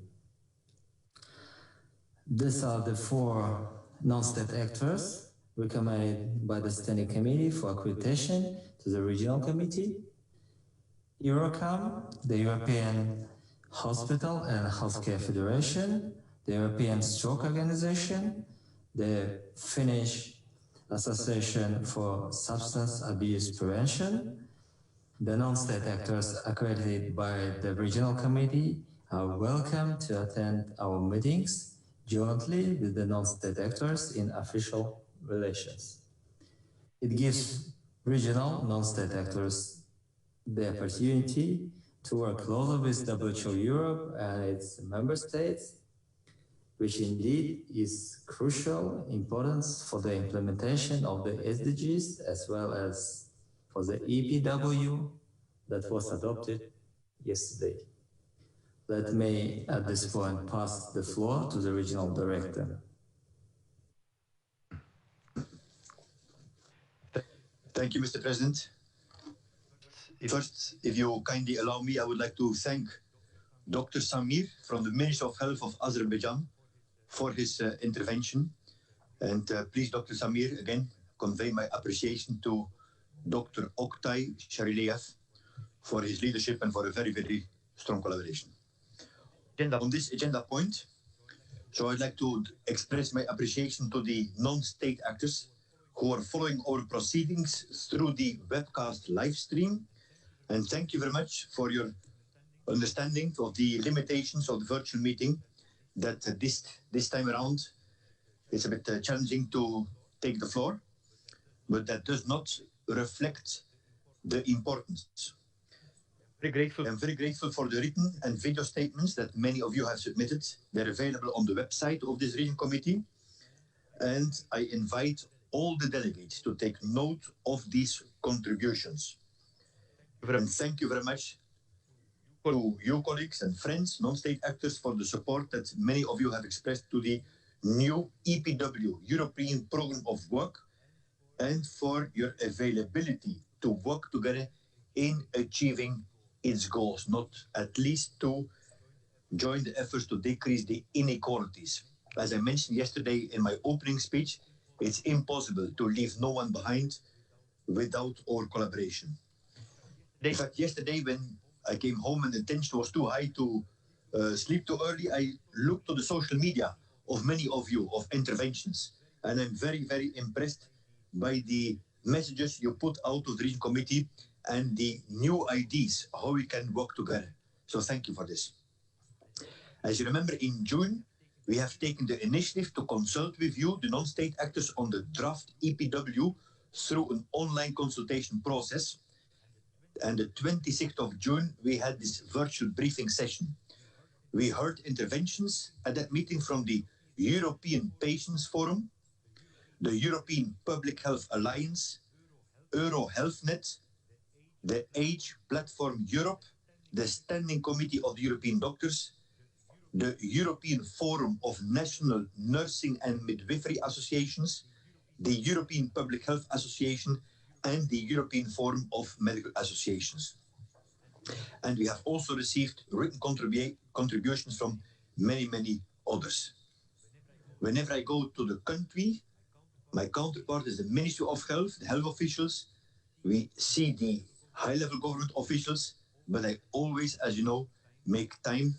It's a point of honor to meet also the civil society and the NGOs. Therefore, let me reiterate my strong commitment to continue this engagement with civil society organizations and actively work together in the implementation of the EPW. I very much look forward to welcome you at the next Regional Committee meeting in 2021, hopefully in person in Copenhagen. Thank you. Thank you, Regional Director. You have our full support on this. Since it was decided in Section 6 of the Special Rules and Procedures that on this item, interventions from members would be limited to only written statements, I will not open the floor at this point. I refer to the RC website to take note of any written statements made. Let me remind you that these written statements by members will also be part of the official recording on this meeting, Section 8 of the Special Rules and Procedures. As no objections were raised through the written statements, I therefore consider the proposed draft decision contained in EUR/RC70/conf.doc/6 adopted.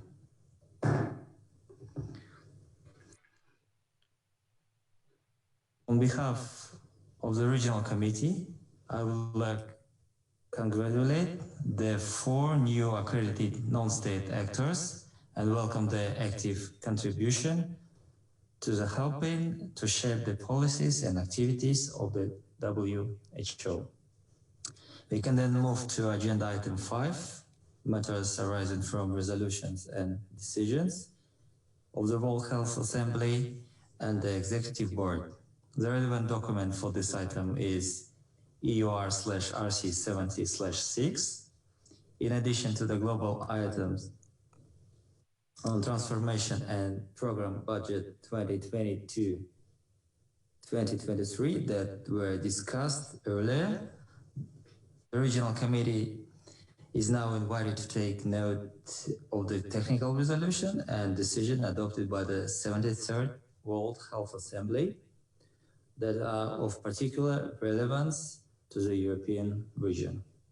For this, I would like to invite Finland, who's been acting as liaison between the WHO Executive Board and the 27th Standing Committee of the Regional Committee for Europe, to introduce this topic.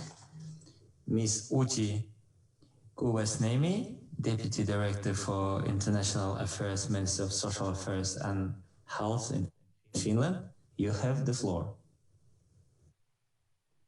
Honorable President, Executive President, Regional Director, Your Excellencies, delegates. I'm giving this statement on behalf of Finland, a member of the Executive Board Bureau until this past May, and in that capacity, liaison between the EB and the Regional Committee and the Standing Committee.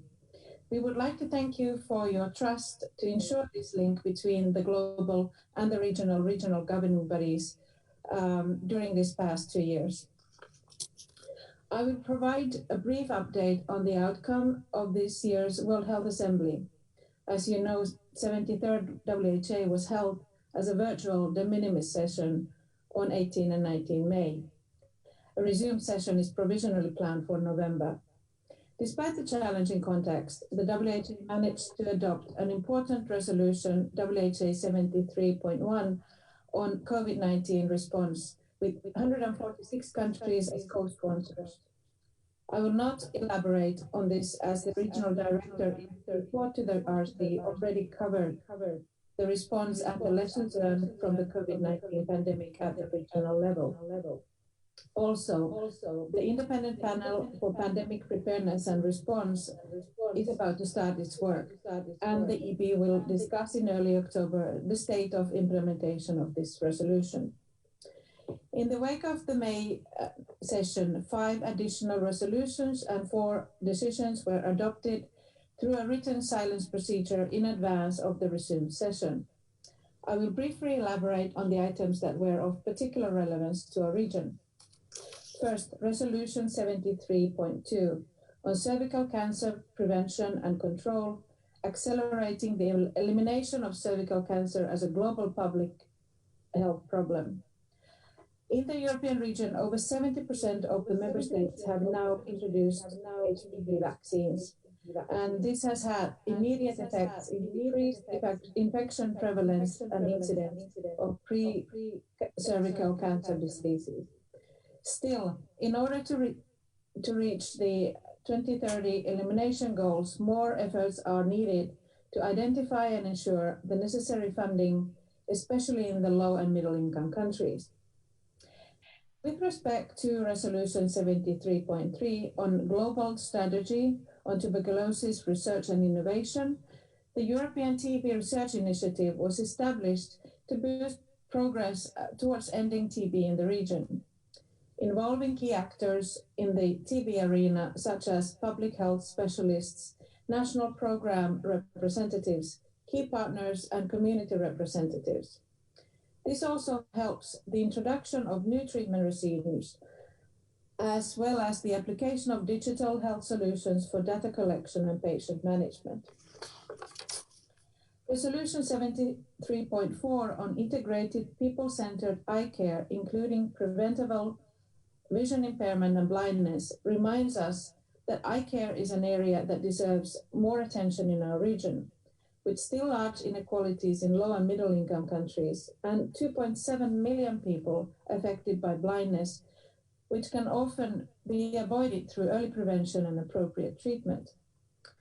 This resolution supports the acceleration of actions undertaken and tools developed by the regional office to support countries in the prevention of blindness, such as the analysis of diabetic eye screening programs or assessment of unmet needs for assistive technology. Resolution 73.5 on strengthening efforts on food safety requests WHO to update the global strategy for food safety. This should provide strategic direction to further strengthening food safety in the European region. While early still, an estimated 23 million people are falling ill and approximately 4,700 people are dying from consuming unsafe food. A One Health approach to food safety, tackling the entire food chain and mindful of the cross-cutting factors affecting food safety, is crucial for managing food safety risks effectively. This is firmly supported by the Action Plan to Improve Public Health, Preparedness and Response in the WHO European Region 2018-2023, as well as by WHO Food Safety and Zoonotic Diseases Program in the European region, which aims to strengthen national food safety systems with particular focus on improving the core capacities for zoonotic diseases and food safety as defined under the IHR.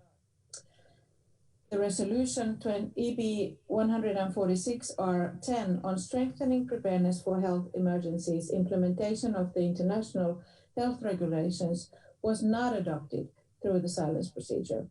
It will be considered at the resumed session of WHO in November under the agenda item 13.2, WHO's work in health emergencies.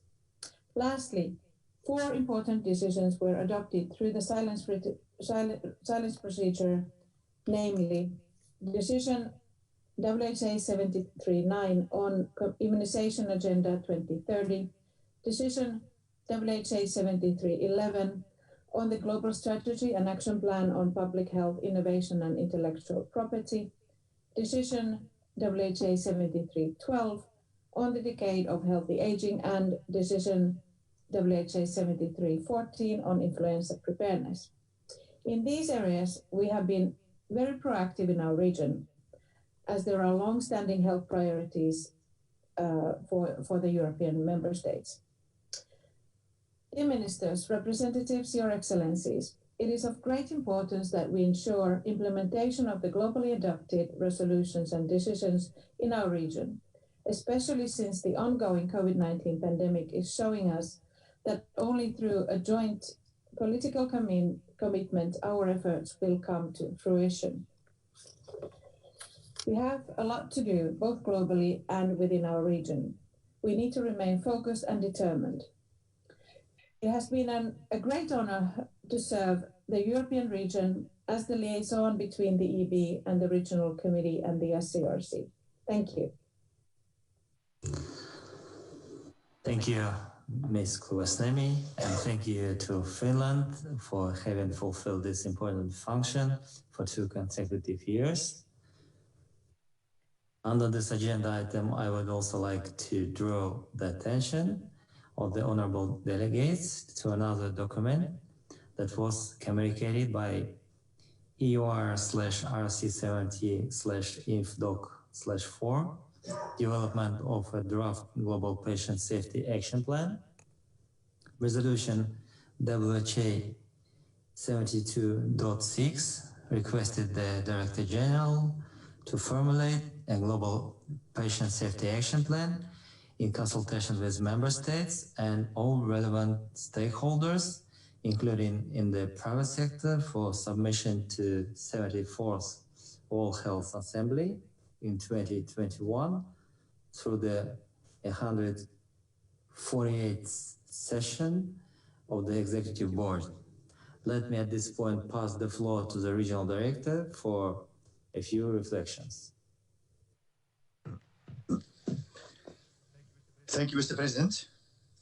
The resolution WHA 72.6 you have mentioned also established an annual World Patient Safety Day to be observed on 17 September, based on the recommendations made at the global ministerial summits held in 2016 and 2017 in respectively London and Bonn.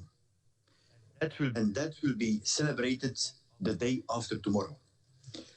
The aim of the World Patient Safety Day is to enhance global understanding of patient safety, increase public engagement in the safety of healthcare, and work towards global solidarity and action in the quest towards achieving WHO's vision of, and I quote, a world in which no patient is harmed in healthcare and everyone receives safe care every time, everywhere, unquote.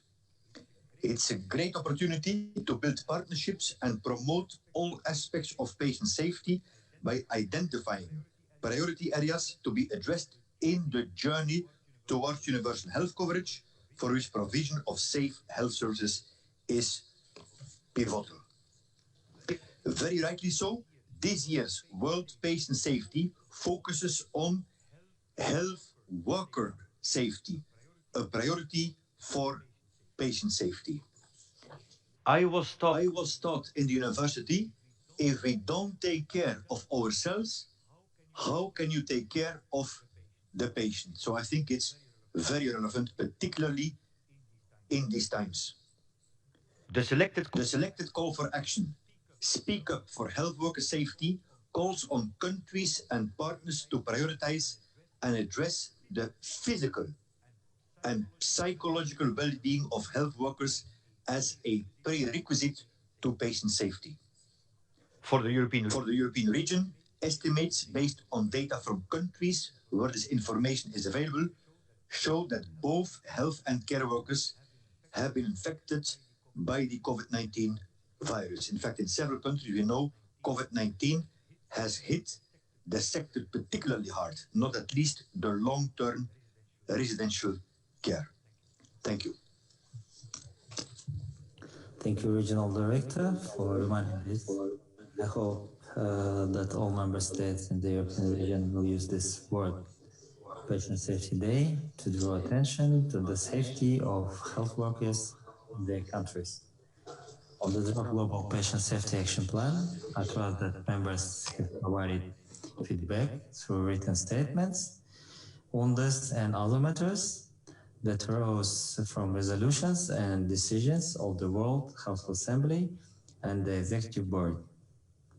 So again, I want to open the floor for discussion on this item for matter arising and move straight to the next item on our agenda for today. Agenda item 6, progress reports. Under this item for ease of reference, you'll find in the agenda a whole range of working documents structured along the 4 strategic priorities of the 13th Global Program of Work. I will not list them all. All these reports fulfill the reporting requirements on regional strategic and action plans. The regional committee is invited to note the progress reports that were due in accordance with adopted resolutions. As foreseen in the special rules and procedures, member states as well as other partners and non-state actors were given the opportunity to submit written statements. Again, I will not open the floor for discussion in accordance with Section 6 of the special rules and procedures. I hand the floor to the regional director for any issues he would like to raise on this context. Indeed, Mr. President, unfortunately, the virtual format of this meeting does not allow to discuss these reports in more depth. Also, the technical sessions that were originally scheduled for this regional committee on very important issues such as people-centered primary healthcare strengthening, antimicrobial resistance has been mentioned quite a lot. At RC, the decade of healthy aging, non-communicable disease prevention control, digital health, the roadmap, the European roadmap, all had to be postponed. However, to compensate for this, the Secretariat will be scheduling technical briefings and consultations with member states after this regional committee. We will also organize a special briefing session to address any questions or issues that have been raised by member states, partners and non-state actors in written statements submitted to the Secretariat. So today is not the end. Let me also state here that it is the regional office intention to review all regional strategies and action plans in light of the new EPW in order for you to make an informed decision whether these regional strategies and action plans should be continued or sunset, or whether the subject matter could be more effectively addressed in some other format. And this review intends to strategically prioritize and streamline the use of action plans, so they will only be used where they can be really useful and effective, and also aimed at relieving the burden on member states and exploring other tools and mechanisms to support you. This review definitely will be undertaken in close consultation and under the guidance by the Standing Committee. Thank you. Thank you, Regional Director. Forward to seeing the outcome of that. I consider the progress report submitted to the Regional Committee, therefore noted. Thank you. We are now moving to the last part of our agenda, dates and places of future sessions of the Regional Committee. For this item, I refer to document EOR/RC70/ConfDoc/3, draft resolution on dates and places of regular sessions of the Regional Committee for Europe in 2021-2023. According to the rules of procedures of the Regional Committee, we should determine at each session the time and place of subsequent sessions. The dates proposed for the 71st session are 13 to 15th September 2021 in Copenhagen, Denmark, The 72nd session will be held from 12th to 14th September 2022 in Tel Aviv, Israel. The 73rd session shall be held from 11th to 13th September 2023 at a location to be decided. Perhaps a brief explanation from the regional director on this point. Yes, indeed, President. As you know, the intersession decision Euro RC70 InfoDoc 1 already changed the dates and places of regular sessions in 2020-2021. This draft resolution makes a few further changes for RC71. Since in 2021, the high holy days of the Jewish religious calendar fall exceptionally early in the month of September, Rosh Hashanah, Jewish New Year from 6 to 8 September, and Yom Kippur from 15 to 16 September, it was decided with the government of Israel to hold the scheduled meeting in Tel Aviv in 2022 instead of 2021, so the RC72. Thus the RC71 would be hosted again in Copenhagen as initially foreseen. Another change comes from the wish expressed by the Standing Committee to shorten the duration of Regional Committee meetings. So instead of 4 days, the Regional Committee meeting in the future will be 3 days. Thank you.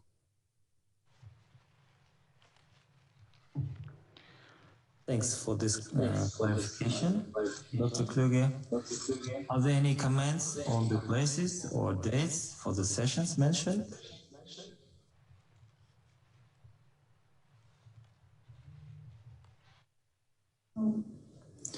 Okay. Is the committee willing to adopt the proposed draft resolution by consensus?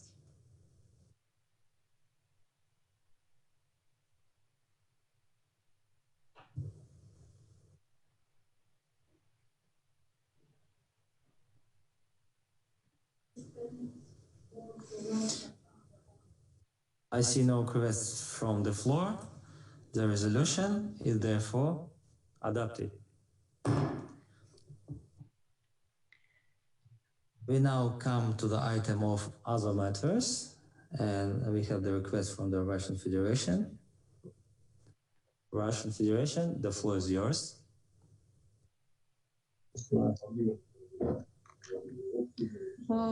Уважаемый господин председатель, уважаемый господин региональный директор. Chair, Regional Director, colleagues, good afternoon.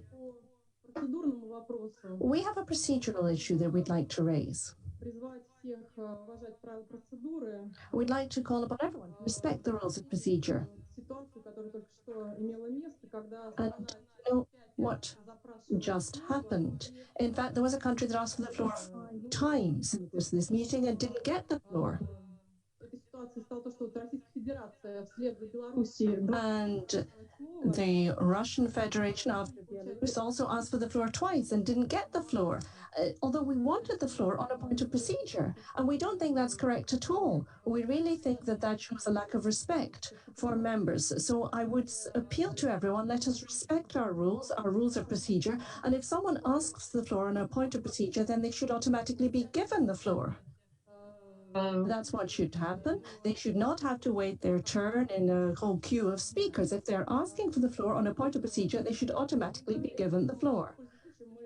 And that was my main point. While I have the floor, I would also like to say that I support what has been said by our colleague from Belarus, speaking a little earlier. We believe that what happened was that a very politicized statement was made by the EU with reference to Belarus. In fact, the political situation in our countries has nothing whatsoever to do with the matters on the agenda of the WHO Regional Committee. And in fact, what was said goes well beyond what should be dealt with on our agenda. We're not talking about human rights or anything like that. Let's not politicize what we're doing here. We are doing our proper work, and we should do it in full respect for the mandate that we have, which relates to health. And as for what has been said by the EU, here we would like to note that it's simply not possible to take this kind of approach. And in fact, if certain things are said, of course, we have to respond to them. We have to have a right of response. And we know that there is a very difficult situation in Belarus, but it is a sovereign country. It has had an election. We have to respect the results of that election. And if we're going to start talking about that kind of thing on our agenda, then certainly we will start having to demand rights of reply and so on as required. But I would say once again, what we should be doing here is focusing on the work we have to do and cooperating together in the spirit that should prevail. I would like to see if there are any other matters that the regional committee would like to bring up. Any questions for the floor?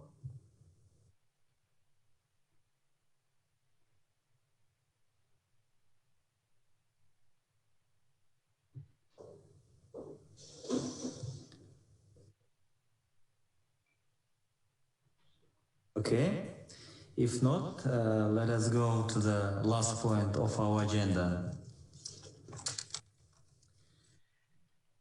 Distinguished delegates, dear friends and colleagues, since we do not have to review the report, we've now arrived at the closing of the 70th session of the WHO Regional Committee for Europe. Dear Hans, dear Regional Director, I am honored to ask you to give your closing remarks to this committee as our Regional Director. Thank you very much. Thank you very much, Mr. President. Excellencies, ladies and gentlemen, friends, dear friends, уважаемые друзья, to honor the mission that you entrusted to me a year ago, my first objective has been to empower member states in the region to develop inclusive health policies, systems and actions, with the most important priority to leave no one behind. In my opening presentation yesterday morning, I told you that the basic condition that I saw for achieving this goal was to forge close relationships with each country, from west to east, from north to south, and to gain a stronger understanding of the realities on the ground and learn all your national needs and aspirations. In my view, this very special region committee had the merit of advancing this mutual knowledge. From our side, we have listened and we understand your expectations.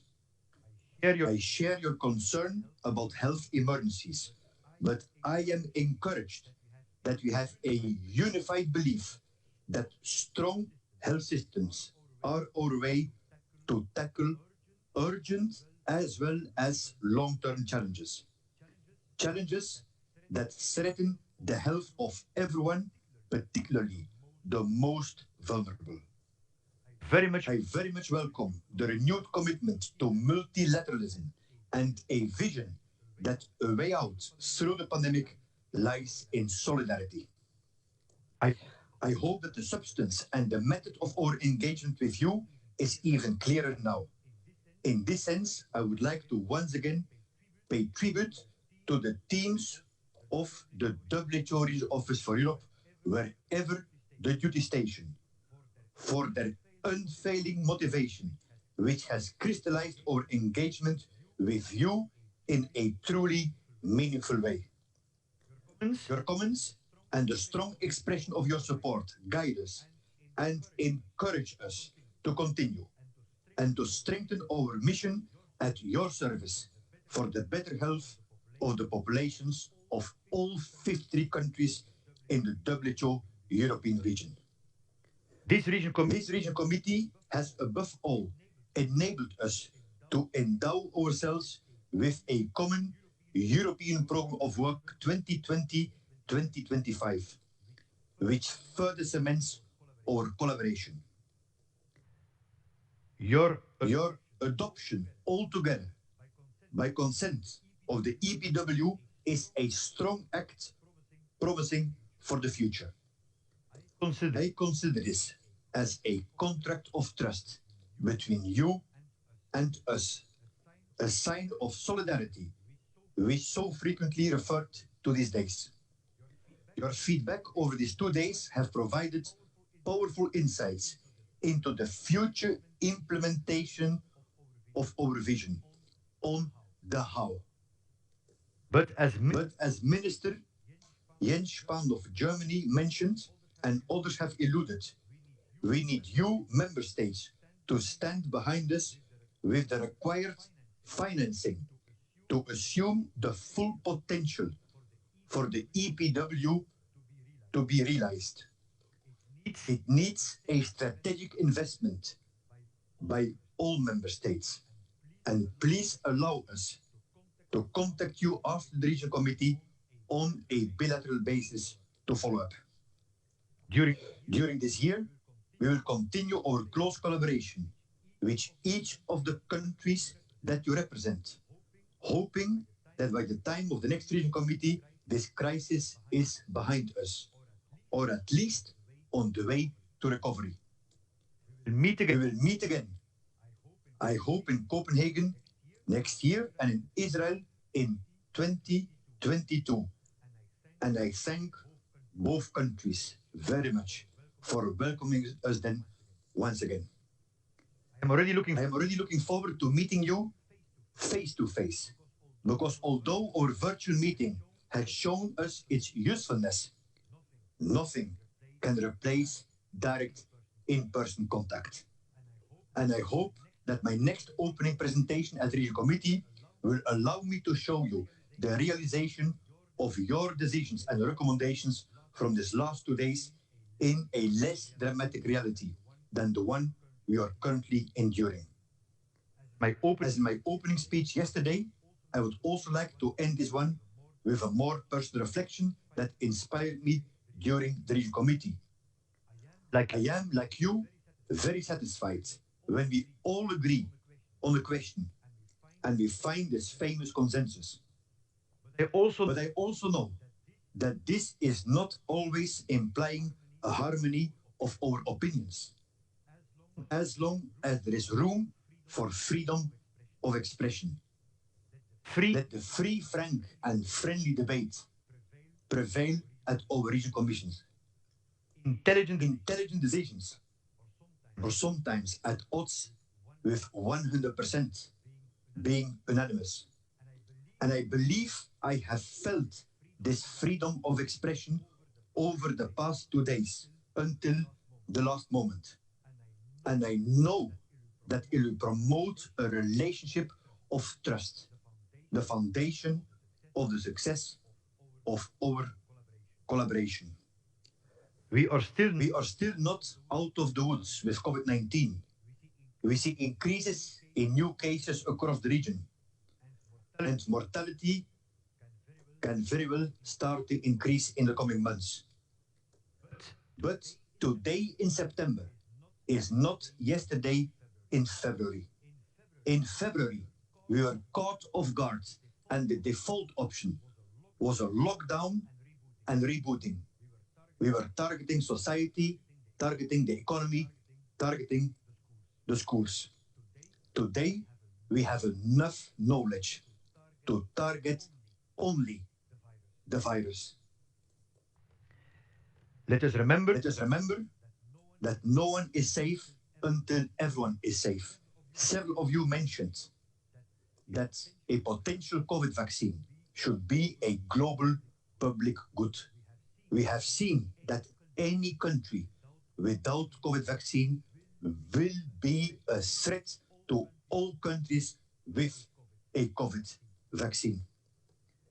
I would like to further commit to continue the work of the regional office myself in full transparency and accountability to my governing body board. And in particularly, I would like to thank the outgoing members, Denmark, Hungary, Lithuania, Uzbekistan, for your wisdom and your friendship. And I welcome so much Kazakhstan, the Czech Republic, Norway, the United Kingdom of Great Britain, and Northern Ireland. I would like to thank Dr. Tsoi. Dr. Tsoi, I think you are the hero of the Region Committee, the first ever virtual one. You have done an incredible job. There was no precedent. This was breaking new ground. I am so proud of you. I am so proud of Kazakhstan. You presided virtually, very far in distance, but very close here. And for the first time ever, it was, when looking at you, so comfortable that as you have always done it the last years. Thank you so much. I also like to thank all the other officers of the Region Committee 70, Søren, Iva, and Nora, and of course, you, all the member states, because we know how many pressing duties are waiting for you. I will have the opportunity later today to thank more in detail the Secretariat and my wonderful staff. Dear colleagues, dear friends, thank you again. Thank you again for your commitment to the outcomes of the Region Committee. I wish you, your families, and your communities safety and health in these uncertain times. What I finished with yesterday, to build back better for the future, necessitates necessity, innovation, and now courage and collaboration. Thank you very much, and see you soon.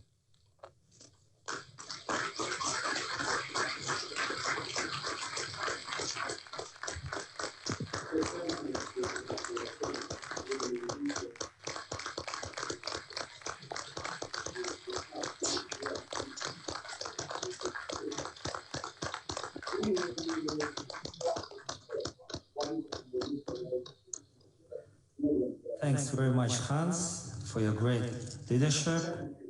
Before closing this meeting of the Regional Committee, I wish to thank all of you, distinguished delegates, for your excellent cooperation, your preparation, and active participation in the discussion,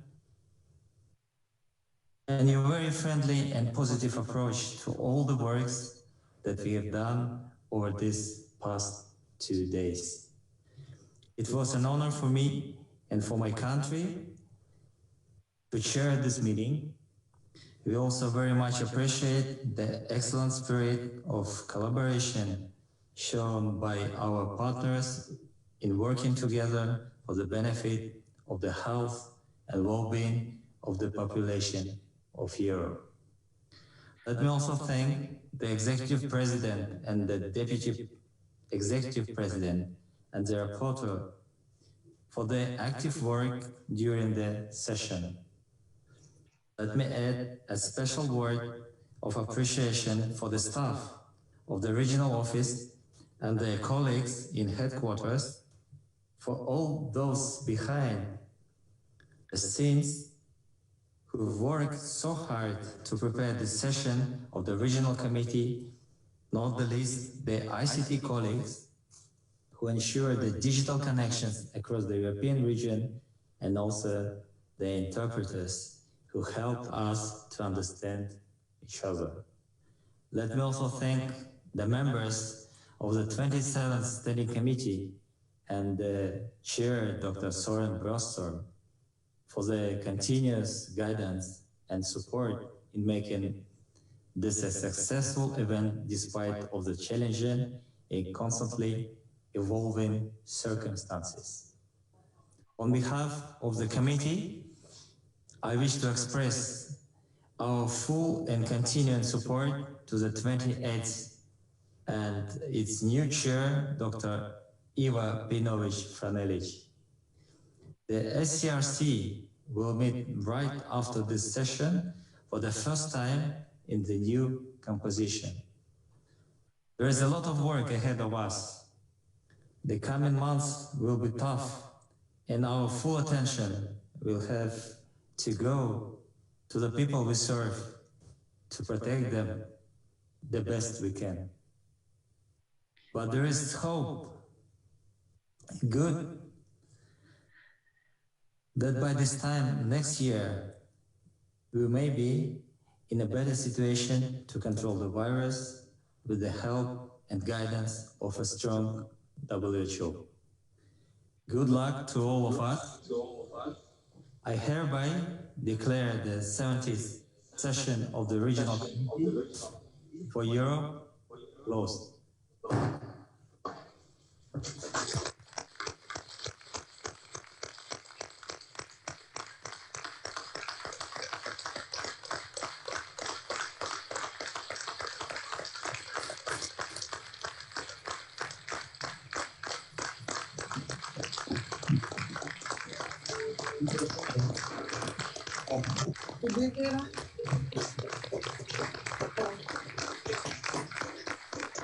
Down.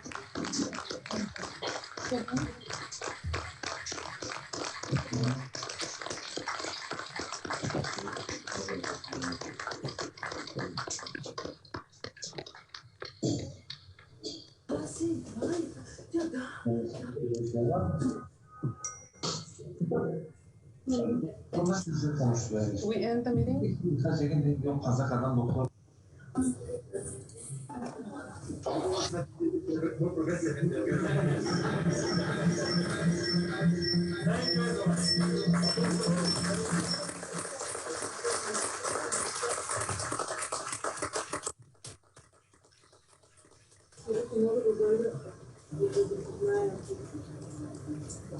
Ai, desafiando. Ficar super preso.